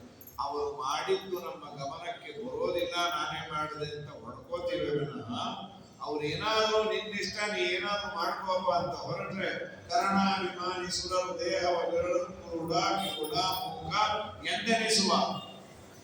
ಹಾಗಾಗಿ ಅದಕ್ಕೆ ನಮ್ಮಲ್ಲಿ ಏನೇ ಮಾಡಿದ್ರು ಒಂದು ಮಾತು ಹೇಳ್ತೀವಿ, ನಮೋಸ್ತು ತಾತ್ವಿಕ ದೇವಾ ವಿಷ್ಣು ಭಕ್ತಿ ಪರಾಯಣ ಧರ್ಮ ಮಾರ್ಗೇ ಪ್ರೇರಯಂತು ಭವಂತ ಸರ್ವೈಃ. ಇದು ಶ್ರೀಮದಾಚಾರ್ಯರ ಕೊಟ್ಟ ತಾತ್ಪರ್ಯ. ತಚ್ಚಿತ್ತಾದ್ಯಭಿಮಾನಿನಃ, ಚಿತ್ತ ಮೊದಲಾದ ಅಭಿಮಾನಿ ದೇವತೆಗಳು ಧರ್ಮರಾಜರಿಗೆ ಏನು ಬೇಡ, ಅಪಮಾನ ಆಯ್ತು. ಮನೋಭಿಮಾನಿ ರುದ್ರದೇವರು ನಾನು ಎಲ್ಲಿಗೂ ಹೋಗಲ್ಲ, ರೂಮಲ್ಲೇ ಕೂತ್ಕೋತೀನಿ, ಒಂದು ಟಿವಿ ತಂದ್ಕೊಡು ಅಂದ್ರೆ ಅದು ನೋಡ್ತಾ ಕೂತಿರ್ಬೋದಾಗಿತ್ತು ಅಷ್ಟೇ ಇಡೀ ಜೀವನ. ಯಾಕೆ? ಈಗ ಕೆಲವರೆಲ್ಲ ಎಕ್ಸಾಮಿನೇಷನ್ ಅಲ್ಲಿ ಫೇಲ್ ಆದರೆ ಪಾಸಿಟಿವ್ ಅಂತ ತಗೊಳ್ತಾರೆ. ಮುಂದಿನ ಸಲ ಬೇಕಾ ನಮ್ಮಲ್ಲಿ ಯಾರೋ 2 ವರ್ಷ ಅವರ ಮೆಡಿಕಲ್ ಸೀಟು ಅವರಿಗೆ ಬೇಕಾದ ಕಾಲೇಜಲ್ಲಿ ಸಿಗಲಿಲ್ಲ ಅಂತ ಮತ್ತೆ ಎಂಟ್ರೆನ್ಸ್ ಬರೋದು. ಪುಣ್ಯಕ್ಕೆ 3ನೇ ವರ್ಷ ಅವರು ಬೇಕಾದ ಕಾಲೇಜಲ್ಲೇ ಸಿಕ್ತೋ ಅಥವಾ ಯಾವ ಕಾಲೇಜಿಗೆ ಸಿಕ್ತೋ ಸೇರಿದ್ರು, ಸೇರಿದ್ರು ಅದು ಛಲ. ಇನ್ನ ಕೆಲವರಿಗೆ ಏನೋ ಒಂದು ಮಾರ್ಕ್ಸ್ ಕಮ್ಮಿ ಆಯ್ತು ಅಥವಾ ಫೇಲ್ ಆದ್ರು, ಗೋವಿಂದ ಕೃಷ್ಣಾರ್ಪಣೆ ಆಗಿಬಿಡೋದು. 2 ತರಹದ ಮೆಂಟಾಲಿಟಿ ಇರುತ್ತೆ. ನಾನು ಸಾಧಿಸಲೇಬೇಕು, 1 ವರ್ಷ ಅಲ್ಲ ಇನ್ನೊಂದು ವರ್ಷ ತಗೊಳ್ತೇನೆ, ಅಡ್ಡಿ ಇಲ್ಲ, ನಾನು ದೊಡ್ಡ ಡಾಕ್ಟರ್ ಆಗಬೇಕು, ನಾನು ಜಗತ್ತಿನ ಸೇವೆಯನ್ನು ಮಾಡಬೇಕು, ಮುಂದೆ ಮಾಡ್ತಾರೋ ಬಿಡ್ತಾರೋ, ಅಂತೂ ಸಾಧನೆಯನ್ನ ಮಾಡಲೇಬೇಕು ಅನ್ನುವ ಛಲ ಇದ್ದವರಿಗೆ 1 ವರ್ಷಕ್ಕಾದ್ರೂ ಅಡ್ಡಿ ಇಲ್ಲ, ಅಚೀವ್ಡ್ ಇತ್ತು. ಇದನ್ನ ತತ್ವಾಭಿಮಾನಿಗಳು ಕೊಟ್ರೆ ಮಾತ್ರ ಮುಂದೆ ಹೋಗ್ಲಿಕ್ಕೆ ಸಾಧ್ಯ ಇದೆ. ಅದೇ ವೀಕ್ ಆಗಿರೋ ಮೆಂಟಲ್ ಸೆಟಪ್ ಇದ್ರೆ ಹೇಗೂ ನಂಗೆ ಸಿಗಲ್ಲ, ನನ್ನಂತವ್ರ ಬದುಕು ಪ್ರಯೋಜನ ಇಲ್ಲ ಅಂತ ಕೃಷ್ಣಾರ್ಪಣ ಆಗಿ ಅವರು ಹೋಗಿ ಪಿಶಾಚಿಯಾಗಿ ಇದ್ದವರು ಅಧ್ಯಾಯ ಸಾಯ್ತಾ ಇರ್ತಾರೆ ಅವ್ರ ನೆನಪಲ್ಲಿ. ಹಾಗಾದರೆ ನನ್ನ ಜೀವನದಲ್ಲಿ ಫೇಲ್ಯೂರ್ಸ್ ಆದಾಗ ಪಾಸಿಟಿವ್ ಆಗಿ ಥಿಂಕ್ ಮಾಡಿ ಗಟ್ಟಿಮುಟ್ಟಿಯಾಗಿ ಇರುವಂತಹ ಒಂದು ಭರವಸೆಯನ್ನು ಕೊಟ್ಟದ್ದು ಅದು ನಾನಲ್ಲ, ನನ್ನಲ್ಲಿರುವ ತತ್ವಾಭಿಮಾನಿಗಳು. ಅವರಿಗೆ ಒಂದು ನಮಸ್ಕಾರವನ್ನು ಮಾಡಿ ಅನ್ನುವ ಅಂಶವನ್ನ ಶ್ರೀಮದಾಚಾರ್ಯರು ಧ್ರುವರ ಕಥೆಯ ಮುಖಾಂತರ ತಿಳಿಸ್ತಾರೆ. ತಚ್ಚಿತ್ತ ಅಭಿಮಾನಿನ ಸತ್ಯಕಾಮ ಯಥೋ ದೇವಾ ಅಥೋ ವಿಮೋಹನಾಯೈವ ಪ್ರಾಪ್ನುಯಸ್ತೆ ಪರಾಜಯಂ ತೇಷಾಂ ಅಶಕ್ತಿತೋಕ್ತಿಶ್ಚ ವಿಮೋಹಾಯ ಸುರದ್ವಿಷಾಮಿತಿ ಬ್ರಹ್ಮಾಂಡ ಪುರಾಣದ ಮಾಹಿತಿ. ಅಯೋಗ್ಯರಿಗೆ ಟೋಪಿ ಹಾಕಲಿಕ್ಕೆ ಅವರು ಸೋತರು ಅಂತಾನು ವೇದವ್ಯಾಸ ದೇವರು ಭಾಗವತದಲ್ಲಿ ಹೇಳಿದ್ರು. ಧರ್ಮರಾಜರ ತಪಸ್ಸನ್ನು ಹಾಳು ಮಾಡ್ಲಿಕ್ಕೆ ಬಂದ್ರು, ಆದ್ರೆ ಕೈಲಾಗದೆ ವಾಪಸ್ ಹೋದ್ರು. ದೈತ್ಯರೆಲ್ಲ ಕ್ಲಾಪ್ಸ್ ಹಾಕಿ ಹಾಗೆ ಆಗ್ಬೇಕು ಅವ್ರಿಗೆ ಅಂತ. ದೇವತೆಗಳೆಲ್ಲ ಅಂದ್ರು ಹೀಗೆ ತಿಳ್ಕೋಬೇಕು ನೀವು ಅಂತ ಇವರು ಕ್ಲಾಪ್ಸ್ ಹಾಕೋದು. ಆಗ ಇದು ಕಾರಣ. ಇದಾದ ಮೇಲೆ ಮುಂದೆ ಧರ್ಮರಾಜನಿಗೆ ದೇವರ ದರ್ಶನ ಆಯಿತು, ದೇವರ ಅನುಗ್ರಹ ಆಯಿತು. 36,000 ವರ್ಷ ರಾಜ್ಯ ಆಳೋದು. ತಂದೆ ಬಂದ ಮುಂದಾಗದ, ತಾಯಿ ಬಂದು ಮುಂದಾಗದ, ಮನ ತಾಯಿ ಬಂದು ಸಾರಿ ಕೇಳಿಕೊಂಡು ಮುಂದಾಡಿದ. ಅವಳಿಗೆ ಹೀಗೆ ಒಳ್ಳೆ ಬುದ್ಧಿ ಬಂತು. ಯಸ್ಯ ಪ್ರಸನ್ನೋ ಭಗವಾನ್ ಒಡೆಯ ಮೈತ್ರಾದಿಗಳಿಗೆ ಹರಿ, ಯಾರಲ್ಲಿರುವ ಸದ್ಗುಣಗಳಿಗೆ ಶ್ರೀಹರಿ ಮೆಚ್ಚಿ ಅನುಗ್ರಹ ಮಾಡ್ತಾನೆ, ಊರವ್ರಿಗೆಲ್ಲ ಬೇಕಾದವರಾಗ್ತಾರೆ. ನಾನು 4 ಜನಕ್ಕೆ ಬೇಕಾದವನಾಗಬೇಕು ಅಂದ್ರೆ ಬ್ಯಾನರ್ ಕಟ್ಕೊಂಡ್ರೆ ಪ್ರಯೋಜನ ಏನು, ನೋಡಿ ಹಾಕೊಳ್ತಾರೆ. ಆ ಫಂಕ್ಷನ್ ಮುಗಿದ ಮೇಲೆ ಅದೇ ಬ್ಯಾನರ್ ಹಾಕ್ಸ್ಕೊಂಡು ಬಿದ್ದುಗೋತಾರೆ. ಅದು ಎಲ್ಲೆಲ್ಲೋ ಬಿದ್ದಿರುತ್ತೆ, ಕಾಲು ಗೀರು ಎಲ್ಲ ಕಡೆ. ಬ್ಯಾನರಲ್ಲಿ ಫೋಟೋ ಬೀಳಬಾರ್ದು, ಹೃದಯದಲ್ಲಿ ನಿನ್ನ ಫೋಟೋ ಬೀಳುವಂತೆ ನಿನ್ನ ಬಿಹೇವಿಯರ್ ಇರಬೇಕು. ದೇವರ ಅನುಗ್ರಹ ಸಂಪಾದನೆ ಮಾಡಿ, ಅದು ಮಾಡಿದೆ ಅಂದ್ರೆ ಊರವ್ರಿಗೆಲ್ಲ ಬೇಕಾದವನ. ಆನಂದನ ಕಂದನೊಲೆಯು ಏನಂದಂತೆ ಇರಂತ ಆನಂದ ಆನಂದ ಜನ ಕಷ್ಟ ಶೈಲಗನ ಜನಾಪಾನಕ ವಾಯುತ್ರರು ಫಲ ಪುಷ್ಪ ಬಳ್ಳಿಗಳೊಳಗೆ ಹರಿವ್ಯಾಂತನೆಂದರೆ ತವಗೆ ಆನಂದ ಆನಂದ. ಇದು ಧರ್ಮರಾಜರ ಬಗ್ಗೆ ಹೇಳಿ. ಮುಂದೆ ಅವರ ಮಾವಂದಿರು ಶಿಂಶುಮಾರ ರೂಪಿ ಭಗವಂತ ಮಗಳನ್ನ ಕೊಟ್ಟು ಮದುವೆ ಮಾಡಿದ್ದ ಧರ್ಮಿ ಅಂತ. ವಾಯುದೇವರು ತಮ್ಮ ಮಗಳನ್ನ ಕೊಟ್ಟು ಮದುವೆ ಮಾಡಿದ್ರು, ಈಳ ಅಂತ. ಉತ್ಕಲ ಅನ್ನೋನು ಧರ್ಮರಾಜರ ಮಗನಾಗಿ ಹುಟ್ಟಿದ್ದ. ಮುಂದೆ ಉತ್ಕಲ ಪುತ್ರ ಬಿದರೆ ಪ್ರಸ್ಥಿತೇವನ ಸಾರ್ವಭೌಮ ಶ್ರೇಯಂ ನೈಚ್ಛತ್. ಅವನು ಈ ಚಕ್ರವರ್ತಿ ಪದವಿ ಅದೆಲ್ಲ ಅಪೇಕ್ಷೆ ಪಡಲೇ ಇಲ್ಲ. ಸಜನ್ಮ ನೋಮ ಶಾಂತಾತ್ಮ ನಿಸ್ಸಂಗ ಸಮದರ್ಶನ ದದರ್ಶ ಲೋಕೆ ವಿತತಂ ಆತ್ಮಾನಂ ಲೋಕಮಾತ್ಮನಿ. ಅವನ ಪಾಡಿಗೆ ಅವನ ತಪಸ್ಸು ಮಾಡಿ ಉದ್ಧಾರ ಆಗಿಬಿಟ್ಟ. ಆತ್ಮಾನಂ ಬ್ರಹ್ಮ ನಿರ್ವಾಣಂ ಅಂತ ಹೇಳಿ. ಮತ್ತೊಬ್ಬ ಮಗ ಇದ್ದ, ಅವನು ರಾಜ್ಯವನ್ನು ಪರಿಪಾಲನೆ ಮಾಡಿದ ಅಂತ ಹೇಳಿ. ಇದಾದ ಮೇಲೆ ಇದೇ ವಂಶದಲ್ಲಿ ಅಂಗರಾಜ ಅಂತ ಬಂದಿದ್ದಾನೆ. ಅವನಿಗೆ ಮಕ್ಕಳಿಲ್ಲ ಅಂದಾಗ ಒಂದು ಪುತ್ರಕಾಮೇಷ್ಟಿಯಾಗಿ ಮಾಡಿದ. ಈ ಸಂದರ್ಭದಲ್ಲಿ ಮಧ್ವಾಚಾರ್ಯರು ಒಂದು ಮಾತಂದರು, ಮಕ್ಕಳಿಲ್ಲ ಅಂದ್ರೆ ಭಯ ಪಡಬೇಡಿ, ಮಕ್ಕಳಿದ್ದೇನು ನಿಮಗೆ ಸಂತತಿ ಆಗುತ್ತೆ. ಮತ್ತೆ ಅಂಗರಾಜ ಯಾಕೆ ಯಜ್ಞ ಮಾಡಿ ಮಗುವನ್ನ ಪಡೆದ? ಅವನ ಮನೆಯಲ್ಲಿ ದೇವರ ಸನ್ನಿಧಾನ ಇರೋ ವಿಶೇಷವಾದ ಮಗು ಹುಟ್ಟಬೇಕಾಗಿತ್ತು ಅಂತ ದೇವತೆಗಳು ಬರಲಿಲ್ಲ. ಪುರೋಹಿತರು ರೀಸನ್ ಅದನ್ನ ಕೊಟ್ಟರು. ಆದ್ರೆ ಮಕ್ಕಳಿಲ್ಲ ಅಂದರೂ ಕೂಡ ಸದ್ಗತಿ ಆಗತ್ತೆ. ಪ್ರೊವೈಡೆಡ್ ದಟ್ ನೀನು ಯೋಗ್ಯನಾಗಿರ್ಬೇಕು. ಅದಿಲ್ಲದೆ ಸಣ್ಣ ಕೂತ್ಬಿಟ್ಟೆ ಆಗೋದಿಲ್ಲ. ಅನಪತ್ಯೋಪಿ ಸದ್ಧರ್ಮ ಲೋಕಜಿನ್ ಅತ್ರ ಸಂಶಯ ದೈವೇಶು ಪೃಥುಜನ್ಮಾರ್ಥೆ ಹವಿರಂಗಸ್ಯ ನೋಹೃತಂ. ಅವನ ಹವಿಸ್ಸನ್ನ ದೇವತೆಗಳು ತೆಗೆದುಕೊಳ್ಳಲಿಲ್ಲ. ಯಜ್ಞದಲ್ಲಿ ಕರೆದರು, ಇಂದ್ರಾಯ ಸ್ವಾಹ, ಇಂದ್ರದೇವರು ಬಂದು ತಗೊಳ್ಳಿಲ್ಲ. ಹೀಗೆ ದೇವತೆಗಳನ್ನ ಬಂದು ಕರೆದಾಗ ಬಂದು ತಗೊಳ್ಳಲು. ಇವನು ಯಾವ ದೇವತೆಯನ್ನು ಕರೆದಾಗೂ ಬರಲಿಲ್ಲ. ಯಾಕೆ ಬರಲಿಲ್ಲ ಅಂತ ಪುರೋಹಿತರನ್ನ ಕೇಳಿದ್ರೆ ಪುರೋಹಿತರು ಕೊಟ್ಟ ರೀಸನ್ ಏನು ಅಂದ್ರೆ ನಿನಗೆ ಮಕ್ಕಳಿಲ್ಲ. ಹಾಗಾದ್ರೆ ಮಕ್ಕಳಿಲ್ಲದೆ ಇದ್ರೆ ದುರ್ಗತಿಯ ಇಲ್ಲ ಅಂತ ಆಚಾರ್ಯ. ದೈವ ಇಷ್ಟು ಜನ್ಮ ಆಗ್ತದೆ, ಅದಕ್ಕೆ ತೆಗೆದುಕೊಂಡಿಲ್ಲ. ಅನಪತ್ಯತ್ವ ಕರ್ಮಾಸು ಬಾಲಹತ್ಯ ಕೃತೆ ಪುರ. ಒಂದು ಮಗುವನ್ನ ಕೊಂದದ್ದರಿಂದ ಇವರಿಗೆ ಮಕ್ಕಳಾಗಲಿಲ್ಲ. ಮಗುವನ್ನ ಕೊಂದ ದೋಷದ ಪ್ರಾಯಶ್ಚಿತ್ತ ರೂಪವಾಗಿ ಪುತ್ರಕಾಮೇಷ್ಟಿಯಾಗ ಮಾಡಿಕೊಂಡ ಮೇಲೆ ಮಗು ಆಯಿತು. ಇಲ್ಲಿ ಅದು ಅವನ ಕಥೆ ಆಯಿತು. ನಮಗೆ ಇಲ್ಲಿ ಬೇಕಾದ ಜಿಸ್ಟ್ ಏನು ಅಂದ್ರೆ ಮಕ್ಕಳಿಲ್ಲದೆ ಇದ್ರೂ ಸದ್ಗತಿ ಆಗತ್ತೆ ಧಾರ್ಮಿಕನಾಗಿದ್ರೆ. ಇವತ್ತಿನ ಕಾಲಕ್ಕೆ ಇದೊಂದು ದೊಡ್ಡ ಭರವಸೆ. ಯಾಕೆಂದ್ರೆ ಇವತ್ತು ಮಕ್ಕಳು ಇಲ್ಲಿ ಮದುವೆ ಆಗೋದೇ ಕಷ್ಟ ಆಗಿಬಿಟ್ಟಿದೆ. ಇಂಥ ಪರಿಸ್ಥಿತಿಯಲ್ಲಿ ಇನ್ನು ಮಕ್ಕಳು, ಆ ಮಕ್ಕಳು ಆದವರು ಹೋದ ಮೇಲೆ ಮಾಡುವ ಶ್ರಾದ್ದ ಅಂದ್ರೆ ಇದ್ದಾಗೆ ಮಾಡಿಬಿಟ್ಟಿದ್ದೀನಿ ಅಂತಂದ್ರೆ ಇದೆಲ್ಲ ತುಂಬಾ ಕಷ್ಟ ಇದೆ. ಮಗನಿಂದೆ ಗತಿಯುಂಟೆ ಜಗದೊಳು ನಿಗಮಾರ್ಥ ಸಾರ ವಿಚಾರದಿಂದಲ್ಲದೆ ಮಗನಿಂದೆ ಗತಿಯುಂಟೆ ಜಗದೊಳು. ಸತ್ಯನೊಬ್ಬ ಪುತ್ರ ಶಾಂತನೊಬ್ಬ ದುರ್ವೃತ್ತಿ ನಿಗ್ರಹನೊಬ್ಬ ಸಮಚಿತ್ತನೊಬ್ಬ ಉತ್ತಮ ನಾಲ್ವರು ಮಕ್ಕಳಿದ್ದ ಮೇಲೆ ಹೆತ್ತನೇ ಫಲವೇನು ಹೆರದಿದ್ದ ಜನನೇನಯ್ಯ. ಕನಕದಾಸರು ಅಂದ ಮಾತು, ಈ 4 ಮಕ್ಕಳನ್ನ ನೀನು ಪಡಿ. ಏನದು? ಸತ್ಯವನ್ನ ಆಡು, ಶಾಂತ ಚಿತ್ತನಾಗಿರು, ಕೆಟ್ಟ ಚಟಗಳನ್ನ ಬಿಡು, ಎಲ್ಲ ಕಡೆ ದೇವರಿದ್ದಾನೆ, ಇದ್ದ ದೇವರು ಸಮನಾಗಿ ಇದ್ದಾನೆ ಎನ್ನುವ ಚಿಂತನೆ ಮಾಡು, ನಿನ್ನ ಉದ್ಧಾರ ಆಗತ್ತೆ. ಅದಾದ ಮೇಲೆ ವೇನ ಅಂತ ಹುಟ್ಟಿದ ಮಹಾ ಅಯೋಗ್ಯ, ಅವನ ಅಯೋಗ್ಯತನವನ್ನು ನೋಡಿ ಇವನೇ ಮನೆ ಬಿಟ್ಟು ಹೋದ ಅಂಗರಾಜ. ವೇನನನ್ನ ಋಷಿಗಳು ಸಿಂಹಾಸನದ ಮೇಲೆ ಕೂಡಿಸಿದಾಗ ಇನ್ನೂ ಅಯೋಗ್ಯ ಆದ. ನೋಡಿದ್ರು ಸತ್ತೋದ್ರು. ಅವನ ದೇಹ ಮತನ ಮಾಡಿದಾಗ ಪೃಥು ಅಂತ ಬಂದೇ. ಪೃಥುವಿನ ಉಪಾಖ್ಯಾನವನ್ನು ಹೇಳ್ತಾರೆ. ಭೂದೇವಿಯನ್ನೇ ಶಾಸನ ಮಾಡಿ ನಮಗೆಲ್ಲ ದವಸಧಾನ್ಯ ಬರುವಂತೆ ಮಾಡಿದ ಪುಣ್ಯಾತ್ಮ. ಜೊತೆಯಲ್ಲಿ ಅನೇಕ ಯಜ್ಞಯಾಗಗಳನ್ನು ಮಾಡಿ ಅವನ ಮನೆಗೆ ಸನಕ ಸನಂದನಾದಿಗಳು ಉಪದೇಶವನ್ನು ಮಾಡಲಿಕ್ಕೆ ಬಂದ್ದಾರೆ.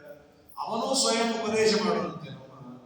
ಈ ಭೂಮಂಡಲದ ಈ ದೇಶದ ರಾಜರುಗಳು ಸ್ವಯಂ ಉಪದೇಶ ಮಾಡೋದು ತುಂಬಾ ಸುಂದರವಾದ ಉಪದೇಶ. ಪೃಥುವಿನ ಉಪದೇಶ, ಪೃಥು ಮಾಡಿದ ಉಪದೇಶ. ಇವತ್ತು ಇಂತಹ ದುರಂತ ಆಳುವವರಿಗೆ ಅವ್ರಿಗೇನೇ ಇಲ್ಲ. ಅವರ ವೈಯಕ್ತಿಕವಾಗಿ ಅವರು ನಾಸ್ತಿಕರು ಆಸ್ತಿಕರು, ದಟ್ ಈಸ್ ಸೆಕೆಂಡರಿ. ನೀನು ಆಳುವ ಊರಿನಲ್ಲಿ ನಾಸ್ತಿಕರು ಆಸ್ತಿಕರು ಇಬ್ಬರೂ ಇದ್ದಾಗ ನೀನು ನ್ಯೂಟ್ರಲ್ ಆಗಿರ್ಬೇಕು. ಒಂದು ಪರವಾಗಿ ಯಾಕಿರ್ತಿ? ನಾಸ್ತಿಕ ದೇಶ ಅಲ್ಲದೇ ಇದ್ದಾಗ, ಆಸ್ತಿಕರು ಬಹಳ ಸಂಖ್ಯೆಯಲ್ಲಿದ್ದಾಗ ನೀನು ನಾಸ್ತಿಕ, ನಿನ್ನ ವೈಯಕ್ತಿಕ ಆಚರಣೆ ಏನಾದರೂ ಮಾಡು. ನೀನು ಒಂದು ದೇಶದ, ಈ ಕರ್ನಾಟಕದ ಸ್ಟೇಟಿನ ರಾಜ ಅಥವಾ ತಮಿಳುನಾಡಿನ ರಾಜ ಅಂತಾದರೆ ಆಸ್ತಿಕತೆಯೂ ಬೇಕು, ನಾಸ್ತಿಕತೆಯೂ ಬೇಕು. ನಿನ್ನಲ್ಲಿ ಬರೀ ನಾಸ್ತಿಕ ಪರವಾಗಿ ಎಂಥ ದೊಡ್ಡ ಕೋರ್ಟ್ ಹೋಗಿ ಆ ಸುಬ್ರಹ್ಮಣ್ಯನ ದೀಪವನ್ನ ಹಚ್ಚಬೇಕು ಅಂದ್ರೆ ಕೋರ್ಟು ಕಟ್ಟಬೇಕು. ನೀನು ಎಲ್ಲರಿಗೂ ರಾಜ ಅಪ್ಪ. ಯಾರನ್ನ ಪ್ಲೀಸ್ ಮಾಡ್ಲಿಕ್ಕೆ ನೀನು ಅದನ್ನ ಬೇಡ ಅಂತ ಇದ್ದಿ. ನಾವು ನಿನ್ನ ಊರಿನಲ್ಲಿ ಇದ್ದೇವೆ ಅಂದ್ರೆ ನಮ್ಮ ಪರವಾಗಿ. ನಿನ್ನನ್ನು ಹಚ್ಚು ಅಂದ್ರೆ ಹಚ್ಚಲ್ಲ. ನಾನೊಬ್ಬ ಆಸ್ತಿಕ ನಾಸ್ತಿಕ, ನಾನು ಹಚ್ಚಲ್ಲ, ನನ್ನ ಮನೇಲಿ ಹಚ್ಚಲ್ಲ ಅನ್ಕೊ. ನೀನ್ ಯಾವನು ಹಚ್ಚು ಅಂದಿಲ್ಲ. ನೀನು ದಿನ ಉಗ್ಗಿ ಮಾಡ್ಕೊಂಡು ತಿನ್ನು ಅಂತ ನನ್ನ ಮಗ ಹೇಳ್ತಾನೆ. ನಾವು ಮಾಡೋರು ಬಿಡು. ಇಲ್ಲ ನೀವು 3 ಗಂಟೆಗೆ ಎದ್ದರೆ ನಿಮ್ಮನ್ನು ಅರೆಸ್ಟ್ ಮಾಡ್ತೀನಿ ಅಂದ್ರೆ ಬಂದೂಬಹುದು. ಅದು ಇನ್ನೊಂದು ದಿವಸ. ರಾಜರಾದವರು ಎಲ್ಲರಿಗೂ ಸಮಾನವಾಗಿರ್ಬೇಕು. ಇದು ಬೇಕು ಅದು ಬೇಡ, ಎಲ್ಲರಿಗೂ ಸಮಾನವಾಗಿರ್ಬೇಕು. ಇವತ್ತಂತ ನಿಜವಾಗ್ಲೂ ಆ ಸಮಾನತೆನೂ ಅಲ್ಲ. ಎಲ್ಲರಿಗೂ ಹಿತವಾಗುವಂತಹ ರೀತಿಯಲ್ಲಿ ಇರಬೇಕಾಗಿತ್ತು. ಯಾಕೆಂದ್ರೆ ಈ ಪೃಥುಚಕ್ರವರ್ತಿ ಮಾಡುವ ಉಪದೇಶ ಅಷ್ಟಾತ್ಯನಂತ ಕಲುತತ್ವ ಕೋವಿದೈ ಶ್ರದ್ಧಾಹುತಂ ಯನ್ಮುಖೈಜ ನಾಮಭಿಹಿ ನವೈ ತಥಾ ಚೇತನಯ ಬಹಿಷ್ಕೃತೆ ಹುತಾಶನೆ ಪಾರಮಹಂಸ್ಯವರ್ಯೇಗು ಯತ್ ಬ್ರಹ್ಮ ನಿತ್ಯಂ ವಿರಜಂ ಸನಾತನಂ ಶ್ರದ್ಧಾತಮೋ ಯೋಗ ಸಂಯಮೈ ಸಮಾಧಿನ. ಒಳ್ಳೆ ಮಾತುಗಳಿದ್ದು ಇದೆಲ್ಲ ಭಾಗವತದಲ್ಲೇ ಕೇಳಬೇಕು. ಏನು ಹೇಳ್ದ ಅಂದ್ರೆ, ದೇಶ ಸುಭಿಕ್ಷವಾಗಿರಬೇಕು ಅಂದ್ರೆ ದೇವರು ಅನುಗ್ರಹವನ್ನು ಮಾಡಬೇಕು. ಹಳೆಯ ರಾಜರದೆಲ್ಲ ಕಾನ್ಸೆಪ್ಟ್ ಇತ್ತು ಅನ್ನೋದಕ್ಕೆ ಈ ದೇಶದಲ್ಲಿ ಇಷ್ಟೆಲ್ಲ ದೇವಸ್ಥಾನ ಇರೋದು. ತಮಿಳುನಾಡಿನಲ್ಲಿ ಎಂತೆಂಥ ದೇವಸ್ಥಾನ, ಅದೆಲ್ಲ ರಾಜರುಗಳು ಕಟ್ಟಿಸಿದ್ದು. ಒಂದು ದೇವಸ್ಥಾನವನ್ನು ನಿರ್ಮಾಣ ಮಾಡಿ ಅಲ್ಲಿ ಪೂಜೆ ಆಗುವಂತೆ ಮಾಡಿದರೆ ದೇಶಕ್ಕೆ ಸುಭಿಕ್ಷ ಅನ್ನುವ ಕಾನ್ಸೆಪ್ಟ್ ಇತ್ತು, ಆಗ್ತಾನೂ ಇತ್ತು. ಮುಕ್ಕಟ್ಟೆ ದೇವಸ್ಥಾನವನ್ನು ಮಾಡಿ ಕರಪ್ಷನ್ ಎಲ್ಲ ಮಾಡಿ, ಇದು ಈಗಿನವರು ಅದನ್ನ ಕರಪ್ಷನ್ಗಾಗಿ ಬಳಸ್ಕೊಳ್ತಾ ಇದ್ದಾರೆ ಅಷ್ಟೇ. ಇದು ದೇಶದ ಕ್ಷೇಮಕ್ಕಾಗಿ ಮಾಡಿದ್ದು. ಸರಿ, ದೇವರ ಆರಾಧನೆಗೆ 2 ಮಾಧ್ಯಮ ಇರುತ್ತೆ. ಒಂದು ದೇವತೆಗಳನ್ನ ಪ್ಲೀಸ್ ಮಾಡಲಿಕ್ಕೆ ಇರುವಂಥದ್ದು ಹೋಮ ಹವನ. ಅದರ ಮುಖಾಂತರ ನಾವು ಹವಿಸ್ಸನ್ನ ಕೊಡೋದು, ತುಪ್ಪವನ್ನು ಪಾಯಸವನ್ನು ಏನು ಹೇಳಿರ್ತಾರೋ ಅದು. ಇನ್ನೊಂದು ಇದೆ, ಇದು ಅಚೇತನ. ಕುಂಡದಲ್ಲಿ ಬೆಂಕಿಯನ್ನು ಹಾಕಿ ಆವಾಹನೆಯನ್ನು ಮಾಡಿರ್ತೇವೆ, ಏನಂದರೂ ಅದು ಜಡ. ಚೇತನದಲ್ಲಿ ನೀನೊಂದು ಹೋಮ ಮಾಡುವುದು, ಅದು ಯಾವುದೊಂದು ಚೇತನನ ಹೋಮ. ಒಬ್ಬ ತತ್ವಜ್ಞಾನಿಯನ್ನ ಕರೆದು ಅವನು ಒಂದು ತುತ್ತು ತಿನ್ನುವಂತೆ ಅವನಿಗೆ ನಾವು ಅಡಿಗೆಯನ್ನ ಮಾಡಿ ಬಡಿಸೋದು. ಅವನು ಒಂದು ತುತ್ತನ್ನ ಬಾಯಿಗೆ ಇಟ್ಟುಕೊಳ್ಳಬೇಕಾದ್ರೆ ಅದು ರುಚಿ ಗಿಚಿ ಅಂತ ಇಟ್ಟುಕೊಳ್ಳೋದಿಲ್ಲ. ಇದೊಂದು ವೈಶ್ವಾನರ ಯಜ್ಞ, ಒಳಗಿರುವ ಭಗವಂತನಿಗೆ ಹಾಕುವ ಆಹುತಿ ಅಂತ ಅನುಸಂಧಾನ ಮಾಡಿ ಯಾರು ಭೋಜನ ಮಾಡ್ತಾನೆ ಅವನಿಗೆ ಹಾಕಿದಾಗ ದೇವರು ಪ್ರೀತನಾಗ್ತಾನೆ. ಸರಿ, ಒಂದು ಅಚೇತನ, ಇನ್ನೊಂದು ಚೇತನ. ಇವೆರಡೂ ಸಮವೋ ಅಥವಾ ವ್ಯತ್ಯಾಸ ಏನು ಅಂದ್ರೆ, ಅಚೇತನವಾದ ಆ ಕುಂಡದಕ್ಕಿನ್ನ ಚೇತನನ ಬಾಯಲ್ಲಿ ಹಾಕಿದರೆ ತುಂಬ ತುಂಬ ದೇವರು ಪ್ರೀತನಾಗ್ತಾನೆ. ಆದ್ದರಿಂದ ನೀವು ವಿಶೇಷವಾಗಿ ಭಗವಂತನನ್ನ ತಿಳಿದವರ ಸೇವೆಯನ್ನ ಮಾಡಿ ಅಂತ ಉಪದೇಶ ಮಾಡ್ತಾ ಇದ್ದ. ಆ ತರಹದ ಭೂಮಿ ಕಲಿಯುಗ, ನಾವೇನು ಮಾಡ್ಲಿಕ್ಕಾಗುದಿಲ್ಲ. ಮಾಡಲ್ಲ ಅಷ್ಟೇ ಇಲ್ಲ, ಇದು ಹೇಳಿದ್ದವ್ರು ಕೇಳಿದ್ರೆ ನನ್ನೇ ಅರೆಸ್ಟ್ ಮಾಡುದು ನನ್ನ ಮಾತಲ್ಲ, ಎನ್ನ ಮಾತಲ್ಲ, ಇದು ಎನ್ನ ಹಿರಿಯರ ಮಾತು ಅಂತ ಭಾಗವತದಲ್ಲಿ ಇರೋದು. ನಾನು ಅನುವಾದ ಅಷ್ಟೇ ಮಾಡಿದ್ದು. ಹಾಗಾಗಿ ಜ್ಞಾನಿಗಳು ಒಂದು ತುತ್ತನ್ನವನ್ನ ತಿಂದು ಅವರು ಏನಾದರೂ ಹರಿಸಿದರೆ ನಮ್ಮ 100 ತಲೆ ಉದ್ಧಾರ ಆಗುತ್ತೆ, 100 ತಲೆಗೆ ಅನ್ನದ ಕೊರತೆ ಬರುವುದಿಲ್ಲ. ಉತ್ತಮನಿಗೆ ಒಂದು ತುತ್ತನ್ನ ದಾನದಿಂದ ಇತ್ತವನ ಕುಲ ಸಪುತ್ರ ಗೋತ್ರ ಕಿಣರು ಅತ್ಯಂತ ಪಾಪಭಕ್ತರಾಸಕ್ತರಾಗಿ ಮೃತ್ಯುಲೋಕದಲ್ಲಿ ಆಪತ್ತು ಬಡುತ್ತಲೇ ಕೆತ್ತ ಜನನೀಯಂತೆ ಕೊಂಡೊಯ್ಯಲು ಪುನರಾವೃತ್ತಿ ಇಲ್ಲದ ಲೋಕದತ್ತ ಸೇರಿಸುವ ನಮ್ಮ ವಿಜಯ ವಿಠಲನ ಕರುಣೆಗೆ ಎಣೆಗಾಣೆ. ವಿಜಯದಾಸನ ಮಾತು. ಆಮೇಲೆ ಮುಂದೆ ಋತುವಿನ ಉಪಾಖ್ಯಾನದ ನಂತರ ಪುರಂಜನ ಉಪಾಖ್ಯಾನ ಅಂತ, ಅದು ತುಂಬಾ ಚೆನ್ನಾಗಿದೆ, ನಮಗೆ ತುಂಬಾ ಹತ್ತಿರವಾದದ್ದು. ಪುರಂಜನ ಅಂತ ಒಬ್ಬ ವ್ಯಕ್ತಿ, ಅವನು ಪುರಂಜನಿ ಅನ್ನೋಳನ್ನ ಮದುವೆ ಆದ. ಅವಳಿಗೆ 10 ಜನ ಭೃತ್ಯರು, 5 ಹೆಡೆ ಸರ್ಪ ಅವಳ ತಲೆ ಮೇಲೆ. ಯಾರು ಇವರೆಲ್ಲ ಅಂದಾಗ, ನನ್ನ ಸೇವೆ ಮಾಡೋರು ಇವರು. ಆ ಸರ್ಪ ನಾನು ಮಲಗಿದಾಗ ನನ್ನನ್ನು ರಕ್ಷಣೆ ಮಾಡುತ್ತೆ, ಇವರನ್ನೆಲ್ಲ ಚೆನ್ನಾಗಿ ನೋಡ್ಕೊಳ್ತೀಯ? ನೋಡ್ಕೋತೀನಿ ಅಂತ ಅವನು 2 ಗಾಲಿಯ ರಥದಲ್ಲಿ ಓಡಾಡ್ತಾ ಇದ್ದ. ಅವನು ಓಡಾಡ್ತಾ ರಾಜ್ಯವನ್ನ ಮರೆತ. ರಾಜ್ಯವನ್ನ ಅವನ ದಾಯಾದಿಗಳು, ಪ್ರಜ್ವಾರ, ಕಾಲಕನ್ನೆ, ಇನ್ನು ಯವನರು, ಶಕರು ಎಲ್ಲ ಕಿತ್ಕೊಂಡ್ರು. ಅವನು ಸತ್ತೋದ, ಹೆಣ್ಣಾಗಿ ಹುಟ್ಟಿದ. ಆವಾಗ ಮಲಯಧ್ವಜ ಅನ್ನೋ ರಾಜರನ್ನ ಮದುವೆ ಆದ. ಆಗ ಆ ಮಲಯಧ್ವಜ ಸತ್ತಾಗ ಅಳತಾ ಕೂತಿದ್ದ. ಅವನಿಗೆ ಒಬ್ಬ ಸ್ನೇಹಿತ ಇದ್ದ, ಅವನು ಬಂದು ಉದ್ಧಾರ ಮಾಡಿದ. ಅವಿಜ್ಞಾತ ಇದು ತುಂಬಾ ವಿಸ್ತಾರವಾಗಿದೆ. ಪ್ರಧಾನವಾದ ಇಷ್ಟಿಷ್ಟು. ಇದು ನಿಮ್ಮದೇ ಕಥೆ. ಅವನು ಯಾರೋ ಪುರಂಜನ ಆದರೆ ನಂದ್ಯಾಕೆ ಕಥೆ? ಅಪ್ಪ, ನಿನ್ನ ದೇಹವೇ ಪುರ, ನಿನ್ನ ದೇಹದಲ್ಲಿರುವ ಜೀವನೇ ಪುರಂಜನ. ನಮ್ಮ ಹೆಂಡತಿ ಯಾರು? ಬುದ್ಧಿಯೇ ಹೆಂಡತಿ. ಬುದ್ಧಿ ಇದ್ರೆ ನಿಂಗೆ ಹೆಂಡತಿ ಇದ್ದಾಳೆ ಅಂತ. ನನ್ನ ತಲೆಯ ಮೇಲಿರುವ 5 ಹೆಣ್ಣೆ ಸರ್ಪ ಯಾವುದು? ಮುಖ್ಯ ಪ್ರಾಣದೇವರು. ನಾನು ಮಲಗಿದಾಗೂ ಎಚ್ಚರದಿಂದ ನೋಡಿಕೊಳ್ತಾರೆ. 10 ಜನ ಭೃತ್ಯರು ಯಾರು? ಪಂಚ ಜ್ಞಾನೇಂದ್ರಿಯ, ಪಂಚಕರ್ಮೇಂದ್ರಿಯ. 2 ಗಾಳಿಗಳು ಯಾವುದು ಅಂದ್ರೆ ನನ್ನ ಕರ್ಮಗಳು. ಒಂದು ಪುಣ್ಯ, ಇನ್ನೊಂದು ಪಾಪ. ಈ 2 ಟೈರ್ ಅಂತೆ. ಪ್ರಾಯ ಈ 2 ಟೈರು ಪಾಪದ್ದೇ ಇರುತ್ತೆ. ಕರ್ಕೊಂಡು ಹೋಗ್ತಾ ಇರುತ್ತೆ. ದೇಹವೇ ರಥ. ಹೋಗ್ತಾ ಇರ್ತೇವೆ ನಮ್ಮ ಜೀವನದಲ್ಲಿ, ಟೈಮ್ ಪಾಸ್ ಆಗೋದು ಗೊತ್ತಾಗಲ್ಲ. ಒಂದು ದಿವಸ ನಮ್ಮ ಈ ದೇಹವನ್ನು ಅಟ್ಯಾಕ್ ಮಾಡೋರು ಯಾರು ಅಂದ್ರೆ ಪ್ರಜ್ವಾರ, ಕಾಲಕನ್ನೆ. ಕಾಲಕನ್ನೆ ಅಂದ್ರೆ ಮುಪ್ಪು, ಜ್ವರಗಳು ಅಂದ್ರೆ ನಾನಾ ತರಹದ ಜ್ವರಗಳು. ಆಮೇಲೆ ಆದಿ ವ್ಯಾಧಿ, ಮನೋರೋಗ, ದೇಹಕ್ಕೆ ಸಂಬಂಧಪಟ್ಟ ರೋಗ. ಹೀಗೆ ಸಾಧನೆ ಮಾಡದೆ ಒಂದಿನ ಕೃಷ್ಣಾರ್ಪಣೆ ಆಗ್ತೀವಿ. ನಮಗೆ ಫ್ರೆಂಡ್ ಇದಾನೆ. ಎಲ್ಲಿದ್ದಾನೆ? ನಿನ್ನೊಳಗೆ ಇದ್ದಾನೆ. ಯಾರು? ಅವನೇ ದೇವರು. ಅವಿಜ್ಞಾತ ಸಖ, ಗೊತ್ತಿಲ್ಲದ ಸ್ನೇಹಿತ, ನಿನ್ನೊಳಗೆ ಇದ್ದಾನೆ. ಅದನ್ನೇ ಅಂತಾರೆ, ಅಂತರ್ಧವಾಯ ಅನುಪಲಭ್ಯವರ್ಮನೆ ನಮಃ ಪರಸ್ಮೈ ಪುರುಷಾಯ ಭೂಯಸೆ ಸದುದ್ಭವಸ್ಥಾನ ನಿರೋಧ ಲೀಲಯ ಗೃಹೀತ ಶಕ್ತಿ ಹೃದಯಾಯ ದೇಹಿನಾಂ ಅಂತರ್ಧವಾಯ. ನಿನ್ನೊಳಗೆ ಇದ್ದಾನೆ. ಒಳಗಣ್ಣಿನಿಂದ ನೋಡುವಂತ ದಾಸ. ಬರೀ ಹೊರಗಣ್ಣಿನಿಂದ ನೋಡ್ಬೇಡ, ಒಳಗಣ್ಣಿನಿಂದ ನೋಡು.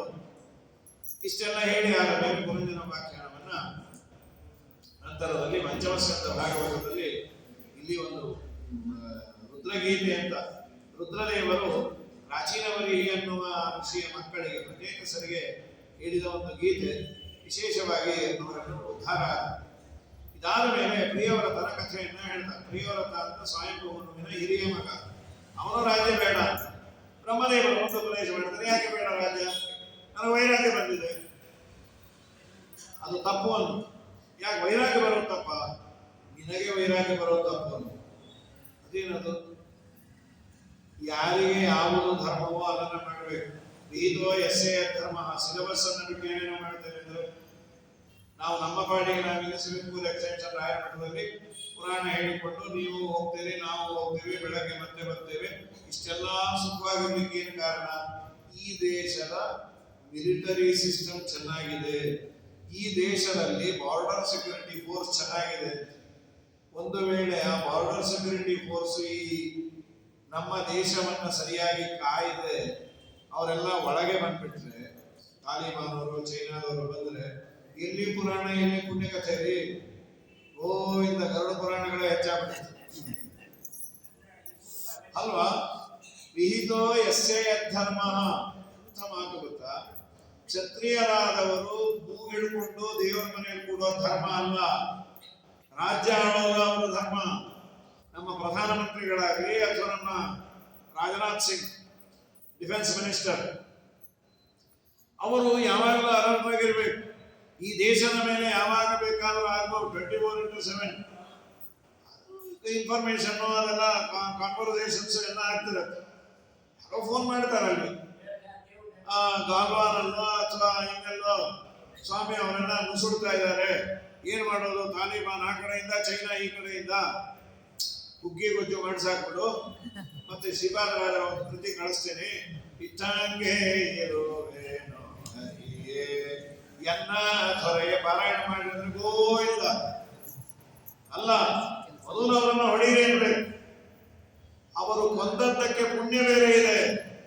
ಯಾರು ಯಾವುದನ್ನ ಮಾಡಬೇಕು ಅದನ್ನ ಮಾಡಬೇಕು ವಿನಃ ಯಾರ್ಯಾರೋ ಏನೋ ಮಾಡೋದಲ್ಲ. ಸೋಚಿತ ಕರ್ಮಗಳಾಚರಿಸುತ್ತವರು ನಿಜರಿಗೆ ಭೋಗಿಯಾಚಿಸದೆ. ಮೊದಲನೇ ಸ್ಟೇಟ್ಮೆಂಟ್ ಶ್ರೀಮದಾಚಾರ್ಯ ಗೀತೆಗೆ ಇದು. ಭಕ್ತ್ಯ ಸ್ವವಿಹಿತ ವೃತ್ಯ ಭಗವದ್ ಆರಾಧನಮೇವ ಪರಮೋ ಧರ್ಮ. ಯಾಕೆ ದೇವರು ಯುದ್ಧಕ್ಕೆ ಇನ್ಸಿಸ್ಟ್ ಮಾಡ್ದ? ಇದು ಒಳ್ಳೆ ಚೆನ್ನಾಗಿದೆ. ಮಗುವಿಗೆ ಎಕ್ಸಾಮಿನೇಷನ್ ಹೋಗುವಂತ ಅಪ್ಪ ಯಾಕೆ ಪ್ರಾಣ ತೆಗಿತಾನ್ರಿ? ಆ ಮಗು ಹೋಗಲ್ಲ ಅಂತ ಅಳ್ತಾನೆ, ಮುದ್ದಾಡಿ ಮನೇಲೆ ಇಟ್ಕೋಬಾರ್ದ, ಉಂಡಾಡಿ ಮುಂದೆ ಹಾಕ್ತಾನ. ಅದು ಅರ್ಜುನನಿಗೆ ಎಕ್ಸಾಮಿನೇಷನ್. ಅದು ಭಕ್ತ್ಯ ಸ್ವವಿಹಿತ ವೃತ್ಯ ಭಗವದ್ ಆರಾಧನಮೇವ ಪರಮೋ ಧರ್ಮ. ಇದು ಜನರಲ್ ಎಲ್ಲರಿಗೂ. ನಾರಾಯಣ ತ್ವಿಟೇ ತದನ ಬಂದೆ ನಿಗ್ರಹಮೇವ ಕ್ಷತ್ರಿಯಾಣ ಪರಮೋ ಧರ್ಮ. ಕ್ಷಾತ್ರ ಧರ್ಮ ಯಾವುದು ಅಂದ್ರೆ ದೇವರನ್ನ ದ್ವೇಷ ಮಾಡುವವರಿಗೆ ಹಾಗೂ ದೇವರನ್ನ ದ್ವೇಷ ಮಾಡುವವರಿಗೆ ಸಹಕಾರ ಕೊಡುವವರಿಗೆ ಬುದ್ಧಿಯನ್ನು ಕಲಿಸೋದು ಕ್ಷಾತ್ರ ಧರ್ಮ. ಅದು ಅದಕ್ಕೆ ಯುದ್ಧವನ್ನು ಮಾಡಿಸಿದ್ದು. ಸರಿ, ಇಷ್ಟನ್ನ ಹೇಳಿ ಆದ್ಮೇಲೆ ಆಯ್ತು, ನಾನು ರಾಜ್ಯವನ್ನು ಆಳ್ತೇನೆ. ಚೆನ್ನಾಗಿ ರಾಜ್ಯ ಆಡದ. ಅವನ ಮಗ ಆಗ್ನೇಂದ್ರನ ಮಗನೇ ನಾಭಿರಾಜ. ನಾಭಿರಾಜನಿಗೆ ಒಂದು ಅಪೇಕ್ಷೆ ಇತ್ತು, ನನ್ನ ಮನೆಯಲ್ಲಿ ದೇವರ ಅವತಾರ ಮಾಡಿ. ತಪಸ್ಸು ಮಾಡಿದ, ದೇವರ ಮುಂದೆ ಬಿಟ್ಟು ಏನ್ ಬೇಕು? ಅವರು ನೀನೇ ನಮ್ಮ ಮನೇಲಿ ಅವತಾರ ಮಾಡು ಅಂತ ಕೇಳೋದು ಬಿಟ್ಬಿಟ್ಟು ಕ್ವಶನ್ ಬೇರೆನೇ ಕೇಳ್ಬಿಟ್ಟು, ನಮ್ಮಪ್ಪ ನಾವು ಹೇಗಾದ್ರೂ ಇರ್ಲಿ, ನಿನ್ನ ನಾಮ ನಮ್ಮ ನಾಲಿಗೆಯಲ್ಲಿ ಬರಲು. ಚಳಿ ಇರಲಿ, ಮಳೆ ಇರಲಿ, ಗಾಳಿ ಇರಲಿ, ಹಸಿವಾಗಿರ್ಲಿ, ಎರಡೇ ಕಾಸೆ ಇರಲಿ, ಚಾತುರ್ಮಾಸ ಇರಲಿ, ಭೀಷ್ಮ ಪಂಚಕ ಇರಲಿ, ನಾರಾಯಣ ಹೇಳೋದು. ಅಥ ಕಥಂಚಿಕ್ಕುತ್ಪರನಂ ಕಳದುರವಸ್ತ್ರಾದಿಷು ವಿಮಶಾಲಂ ಶ್ರೀಮಚ್ಚರಣಾರವಿಂದ ಸ್ಮರಣಾಯ ಜ್ವರಮರಣ ದಶಾಯಾಮಪಿ ಸಕಲ ಕಲ್ಮಷ ನಿರಸನಾನಿ ತವ ಗುಣಕೃತನಾಮಧೇಯಾನಿ ವಚನ ಗೋಚರಾಣಿ ಭವಂತು. ನಾರಾಯಣ ನಿನ್ನ ನಾಮದ ಸ್ಮರಣೆಯ ಸಾರಾಮೃತವೆನ್ನ ನಾಲಿಗೆಯೊಳಿರಲಿ, ಕಷ್ಟದಲ್ಲಿರಲಿ ಉತ್ಕೃಷ್ಟದಲ್ಲಿರಲಿ, ಎತ್ತಾದರೂ ಮತಿಗೆಟ್ಟು ಇರಲಿ. ಕೃಷ್ಣ ಕೃಷ್ಣ ಯದೋ ಶಿಷ್ಟನು ಬೇಡುವ ಅಷ್ಟಾಕ್ಷರ ಮಂತ್ರ ಜಪಿಸುವ ಹಾಗೆ. ನಾರಾಯಣ ಚಳಿ ಬಂದಾಗಲಿ, ಮಳೆ ಬಂದಾಗಲಿ, ಗಡಗಡ ನಡಗುತ್ತ ಇರುವಾಗಲಿ, ಹರಿನಾರಾಯಣ ದುರಿತ ನಿವಾರಣ ಇರಡು ಹಗಲು ನಿನ್ನ ಸ್ಮರಣೆ ಮರೆಯದಾಗೆ. ಈ ಮಾತು ಕೇಳಿದಾಗ ಆಯ್ತು, ಇನ್ನೇನಾದ್ರೂ ಕೇಳಿ. ಅಲ್ಲ, ನಾವು ಒಂದೇ ವರಕ್ಕಲ್ವ ಎಲಿಜಿಬಿಲಿಟಿ, ಇದು ವರ ಅಲ್ಲೇ ಅನ್ನ ಕರ್ತವ್ಯ ಕರ್ಮ. ನಿನ್ನಂಥ ಮಗು ಬೇಕು, ನನ್ನಂಥವ್ರು 10 ಜನ ಇಲ್ಲ, ನಾನೊಬ್ಬನೇ ಇರೋದು, ನೀನೇ ಅವತಾರ ಮಾಡುವಂತಾಗ ಋಷಭ ಅಂತ ದೇವರ ಅವತಾರ ಆಯಿತು. ಜಯಂತಿ ಅಂತ ಮಹಾಲಕ್ಷ್ಮೀ ದೇವಿ ಅವತಾರ ಆಗಿದೆ. ಜಯಂತಿ ಮತ್ತೆ ಋಷಭದೇವ ಭಗವಂತನಲ್ಲಿ 100 ಜನ ಮಕ್ಕಳು. ನಂತರದಲ್ಲಿ ಆ 100 ಮಕ್ಕಳನ್ನು ಕೂಡಿಸಿಕೊಂಡು ಉಪದೇಶ ಮಾಡಿದರು. ನಾಯಂ ದೇಹೋ ದೇಹಭಾರ ಲೋಕೆ ಕಸ್ತತ್ಕಾಮರಾಜ ವಿಭುಜಾಮೆ. ಹೊಲಸನ್ನ ತಿಂದು ಜೀವನ ನಡೆಸುವ ನಾಯಿ ನರಿಯ ಜೀವನವನ್ನು ಮಾಡಬಹುದಾದದ್ದನ್ನೇ ನಾವು ಮಾಡಿ ಬೆಂತಕೊಂಡ್ರೆ ಪ್ರಯೋಜನ ಇಲ್ಲಪ್ಪ. ಏನೇನು ಮಾಡುತ್ತದು? ಅನ್ನ ಆಹಾರ ತಿನ್ನುತ್ತೆ, ಮಕ್ಕಳನ್ನ ಹೆರಿಯುತ್ತೆ, ಸ್ತ್ರೀ ಸಂಘವನ್ನು ಮಾಡುತ್ತೆ, ಕಣ್ಣು ತುಂಬಾ ನಿದ್ದೆ ಮಾಡುತ್ತೆ. ನೀನೇನೇನು ಮಾಡಿದ್ರಿ? ಇದನ್ನೇ ಸ್ವಲ್ಪ ವ್ಯವಸ್ಥಿತವಾಗಿ ಮಾಡಿದೆ, ಹೊಟ್ಟೆ ತುಂಬದ ಮೇಲೆ ಇನ್ನೊಬ್ಬರಿಗೆ ಹೊಟ್ಟೆ ಒರೆಸಿದೆ. ಇಷ್ಟಕ್ಕಿಂತ ನೀನೇನು ದೊಡ್ಡ ಸಾಧನೆಯನ್ನು ಮಾಡಿದ್ದಿ? ಇಷ್ಟಕ್ಕಾಗಿ ಮನುಷ್ಯ ಜನ್ಮ ಬೇಕಾ? ಯಾವ ನಾಯಿಯನ್ನು ನರಿಯನ್ನು ಆಗಿ ಉಳಿಸಿ ಯಾವ ವಿಧಿಯಿಂದ ನಿಷೇಧ ಇಲ್ಲ. ಸರಿ ಸ್ವಾಮಿ, ಮನುಷ್ಯ ಜನ್ಮ ಬಂದಾಗ ಮೊದಲು ಮಾಡಬೇಕಾದದ್ದೇನು? ಮಹತ್ ಸೇವಾಂ ದ್ವಾರಮಾಹು ವಿಮುಕ್ತೇ ತಮೋದ್ವಾರಂ ಯೋಷಿತಾಂ ಸಂಗಿ ಸಂಘ. ಸಜ್ಜನ ಸಹವಾಸ ಮಾಡುವುದು ಅಂತ ಹೇಳಿ ಸುಂದರವಾದ ಉಪದೇಶವನ್ನು ಮಾಡಿ ಕಾಕಂಟಕ ಕರ್ನಾಟಕ ಅಂದ್ರೆ ಕೊಡಚಾದ್ರಿ, ಇಲ್ಲಿ ನಮ್ಮ ಕೊಡಚಾದ್ರಿ ಎಲ್ಲ ಬರುತ್ತಲ್ಲ, ಯಾವುದು ಕೆಮ್ಮಣ್ಣು ಗುಂಡಿ, ಕುದುರೆಮುಖ, ಚಿಕ್ಕಮಗಳೂರು ಆ ಪ್ರಾಂತ್ಯದಲ್ಲಿ, ಇದರಲ್ಲಿ ಕಾಡ್ಗಿಚ್ಚಿನಲ್ಲಿ ದೇವರು ಬೆಂದೋದ ಅಂತ ಇದೆ. ಮಧ್ವಾಚಾರ್ಯರು ಬೆಂದೋದ ಗಿಂದೋದ ಅನ್ಕೋಬೇಡ್ರಿ. ಕಾಡ್ಗಿಚ್ಚಿನಲ್ಲಿ ಬೆಂಕಿಯಲ್ಲಿರುವ ಪರಶುರಾಮ ರೂಪದ ಜೊತೆ ಐಕ್ಯವನ್ನ ಭಗವಂತ ಹೊಂದಿದ ಅಂತ ತಿಳಿಯಿರಿ. ಕಾಕಂಟಕ ಶಬ್ದ ಅನ್ಯತ್ರ ಚ ನ ದೃಶ್ಯತೆ. ಕಾಕಂಟಕ ಕರ್ನಾಟಕ ಅಂತಿದೆ. ಏನು ಅಂತೂ ಜ್ಞಾನಾನಂದಾತ್ಮಕೋ ದೇಹ. ಇಲ್ಲಿ ಕೆಲವು ಮಾತುಗಳನ್ನು ಆಚಾರ್ಯರು ಬರೀತಾರೆ. ಋಷಭನಾಮಕ ಭಗವಂತ ದಿಗಂಬರನಾಗಿ ಓಡಾಡ್ತಾ ಇದ್ದಾರೆ. ಮಲಮೂತ್ರ ವಿಸರ್ಜನೆಯನ್ನು ಮಾಡಿಕೊಂಡ್ರೆ ಸ್ವಚ್ಛ ಮಾಡಿಕೊಳ್ತಾ ಇರ್ತಾರೆ. ಏನಿದು? ದೇವರಿಗೆ ಮಲಮೂತ್ರದ ಬಾಧೆಯೇ ಇಲ್ಲ, ಮೊದಲನೇದು. ಇನ್ನೊಂದು ಜ್ಞಾನಾನಂದಾತ್ಮಕವಾದ ದೇಹ. ಜ್ಞಾನಾನಂದಾತ್ಮಕೋ ದೇಹ ಋಷಭಸ್ಯ ಮಹಾತ್ಮನಃ ತಾದೃಶೇನೈವ ಮನಸ ಕ್ರಮಸ್ತು ಕುಟಚಾಚಲೆ ದಾವಾಗ್ನಿ ಮನುವಿಷ್ಯಾಥ ತತ್ರಸ್ಥಃ ಪ್ರಾದಃ ಜಗತೆ ಏವಂ ಅಗ್ನೇಃ ಅಭಿವ್ಯಕ್ತಃ ತಸ್ಥೋ ವಿಷ್ಣು ಸನಾತನಃ ಋಷಭತ್ವೇನ ಸಂಗೋಪ್ಯ ಧರ್ಮಾನದ್ಯಾಪಿ ತತ್ರಕಃ ಅಂತ ಹೇಳಿದ. ಅದಾದ ಮೇಲೆ ಅವನ ಶಿಷ್ಯ ಒಬ್ಬ ತಪ್ಪಾಗಿ ತಿಳ್ಕೊಂಡ. 3 ದಿನ ಆದಮೇಲೆ ನಾನೇ ದೇವರು ಅಂತ ಅಲ್ಲಿಂದ ವಾಯ್ಸ್ ಬಂತು. ಅವನೇನು ಅನ್ಕೊಂಡ ನಾನೇ ದೇವರು ಅಂತ. ಅವನ ಇನ್ನೊಬ್ಬ ಶಿಷ್ಯ ಇದ್ದ, ಅವನೇನು ಅನ್ಕೊಂಡ ನಾವೆಲ್ಲ ದೇವರು ಅಂದ್ಬಿಟ್ಟ. Rational thinker. ಇವನು ಏಕವಚನ ಹೇಳಿದ್ರೆ ಅವನು ಬಹುವಚನ ಹೇಳಿದ. ಅದನ್ನ ಆಚಾರ್ಯರು ಬರೀತಾರೆ. ಅದೇನಾಯ್ತು? ಸದಾಸ್ಥಿತ ಸ್ಥಿತಿ ಜಾತಿಸ್ವರೋ ದ್ವಿಧಾ ಶಾಸ್ತ್ರಂ ಪಾಖಂಡಂ ನಿರ್ಮಮೇ ನೃಪಃ ಏಕಂತು ವಾಸುದೇವಾಖ್ಯಂ ವಾಸುದೇವ ಅಹಮಿತ್ಯಪಿ ಕುತ್ಸಿತಂ ವಾಸುದೇವತ್ವ ಪ್ರತಿಪಾದಕಂ ಆತ್ಮನಃ. 2 ಶಾಸ್ತ್ರ ಇದೆ. ಸರ್ವೋತ್ತಮನಾದ ವಾಸುದೇವ, ವಾಸನಾತ್ ವಾಸುದೇವೋಸಿ ವಾಸಿತಂತೆ ಜಗತ್ತಿನ ಎಂಬಂತ. ಆ ಡೂಪ್ಲಿಕೇಟ್ ಅನ್ನೋದು ಅಲ್ಲಿಂದಲೇ ಪ್ರಾರಂಭ ಆಯಿತು. ಇನ್ನೊಬ್ಬ ನಾನೇ ದೇವರು ಅನ್ನುವಂತೆ ಅವನು ಅದನ್ನು ಹೈಲೈಟ್ ಮಾಡ್ದ. ಕ್ರಮ ಅನ್ನೋನು ಅದನ್ನು ಮತ್ತೆ ಎಲ್ಲ ಕಡೆ ಇದು ಮಾಡ್ದ. ಇದಾದ ಮೇಲೆ ಭರತನಿಗೆ ರಾಜ್ಯಭಾರ ಬಂತು. ರಾಜ್ಯವನ್ನು ಚೆನ್ನಾಗಿ ಪರಿಪಾಲನೆ ಮಾಡಿದ್ದಾರೆ. ಭರತಸ್ತು ಮಹಾಭಾಗವತೋ ಯದ ಭಗವತ ಅವನಿತರ ಪರಿಪಾಲನಾಯ.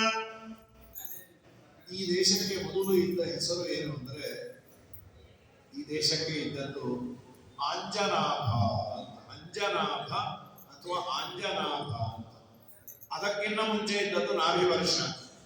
ನಾಭಿರಾಜ ಆಡಿದ್ದರಿಂದ ಭರತ ವರ್ಷ ಅಂತ ಇರಲಿಲ್ಲ.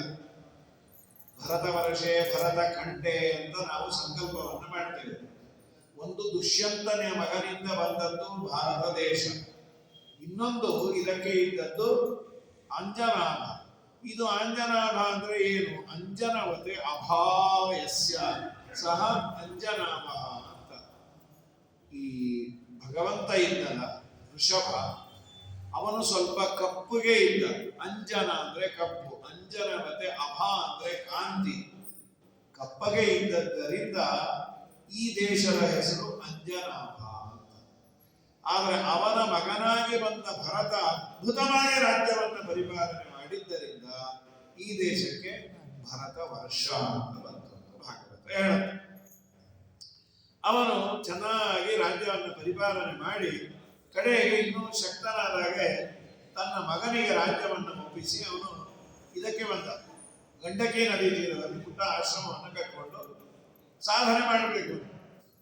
ನಮ್ಮ ಈ ರಾಜರುಗಳೆಲ್ಲ ಚೆನ್ನಾಗಿದ್ದಾಗೆ ಸೀಟ್ ಬಿಟ್ಕೊಟ್ಟಿದ್ದಾರೆ.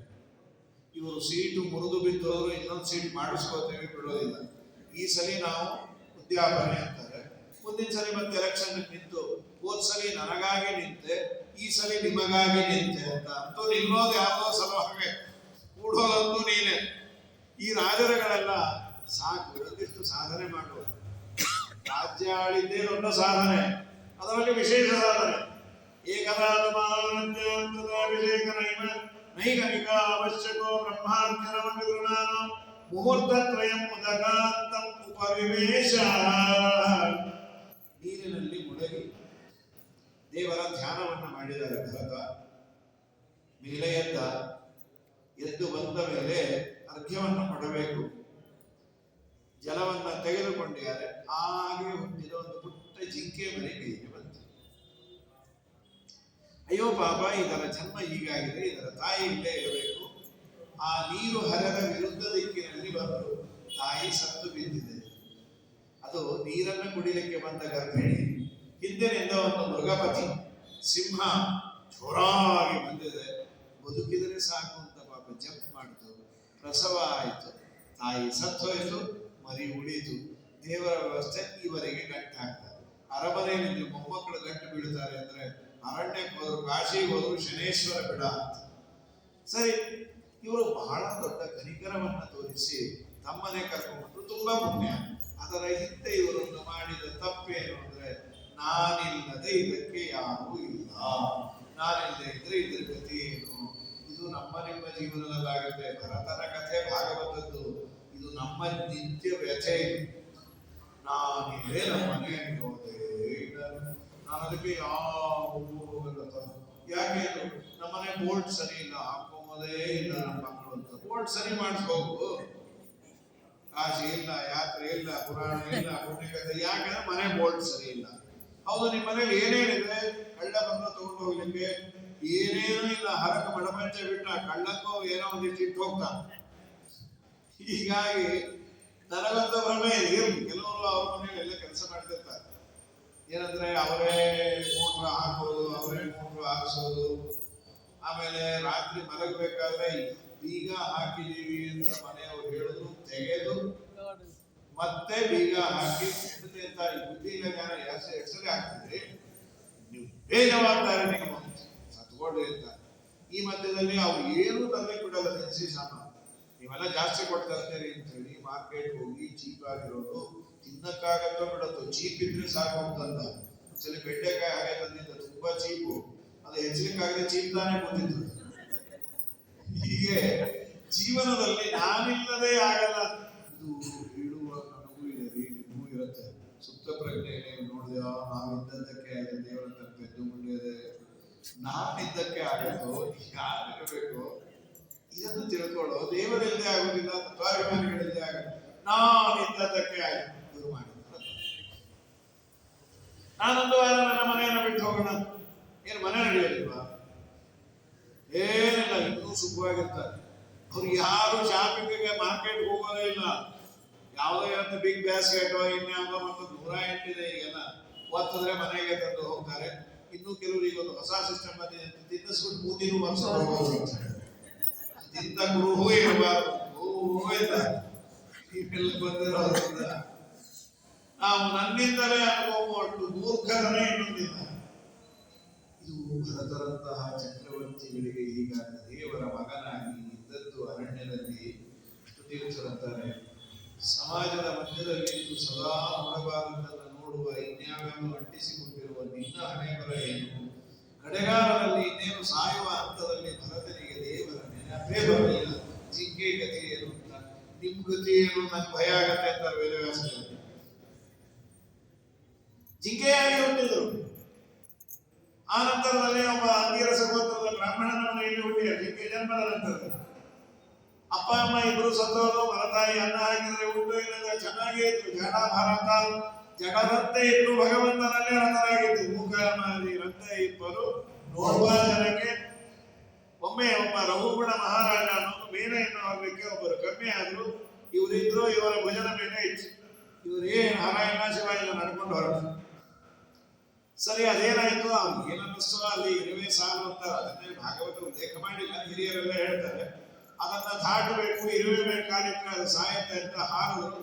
ಸೀದಾ ಹಾರಿದ್ರೆ ಅದು ನವರಂಗ ಹತ್ರ ಹಾರಬಿಟ್ಟು, ಇಲ್ಲಿಂದ ನವರಂಗ ಹುಡುಗ ಹಾರಿದ್ರೆ ಕೂತವನ್ ಗತಿ ಏನು ಪಟ ಪಟ ಅಲ್ಲಿ ಇಲ್ಲಿ ಬಿಡೋದು.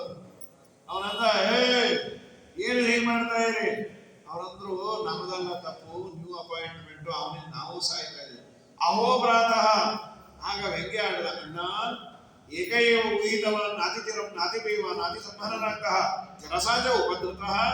ವಯಸ್ಸು ಬೇರೆ ಆಗಿದೆ, ಸಣ್ಣ ಬೇರೆ, ಎಲ್ಲ ವಿರುದ್ಧ ಧರ್ಮ. ದಪ್ಪಗೆ ಇದ್ರು ಸಣ್ಣಗಿದೆ ಅಂತ 25 ವರ್ಷ, ತಮಗೆ 95 ಆಯ್ತು, 96 ಆಯ್ತು. ನೀ ಏನಾದ್ರು ಅವ್ರಿಗೆ ಏನು. ಮತ್ತೆ ಮುಂದೆ ಹೋಯ್ತು. ಪುನಃ ಸ್ವಶಿಮಿಕ ವಿಷಮಗತಾಯ ಕುಪಿತ ರಘುಗುಣ ಉವಾಚ ಕಿಮರೆ ಜೀವನ್ಮೃತೋಸಿ ಮಾಂ ಕನರ್ಥಿ ಕೃತ್ಯ ಭಕ್ತಶಾಸನಮಧಿಕರಸಿ ಪ್ರಮತ್ತಶ್ಚತೆ ದಂಡಪಾಣಿವ ಶಿಕ್ಷಾಂ ಕರೋಮಿ ಯಥಾ ಸ್ವಾಂ ಪ್ರಕೃತಿಂ ಭಜಿಷ್ಯಸಿ. ನಿನ್ನ ಪಾಲಿಗೆ ನಾನೇ ಯಮಧರ್ಮರಾಜ. ಏನು ತಿಳ್ಕೊಂಡಿದ್ದೆ ಮಗನು? ಯಾರು ಸಾಮಾನ್ಯ ಅನ್ಕೊಂಡಿದ್ಯಾ? ನಾನು ರಾಜಾದಿರಾಜ. ಅವತ್ತು ಮೌನವ್ರತವನ್ನು ಬ್ರೇಕ್ ಮಾಡೋದು.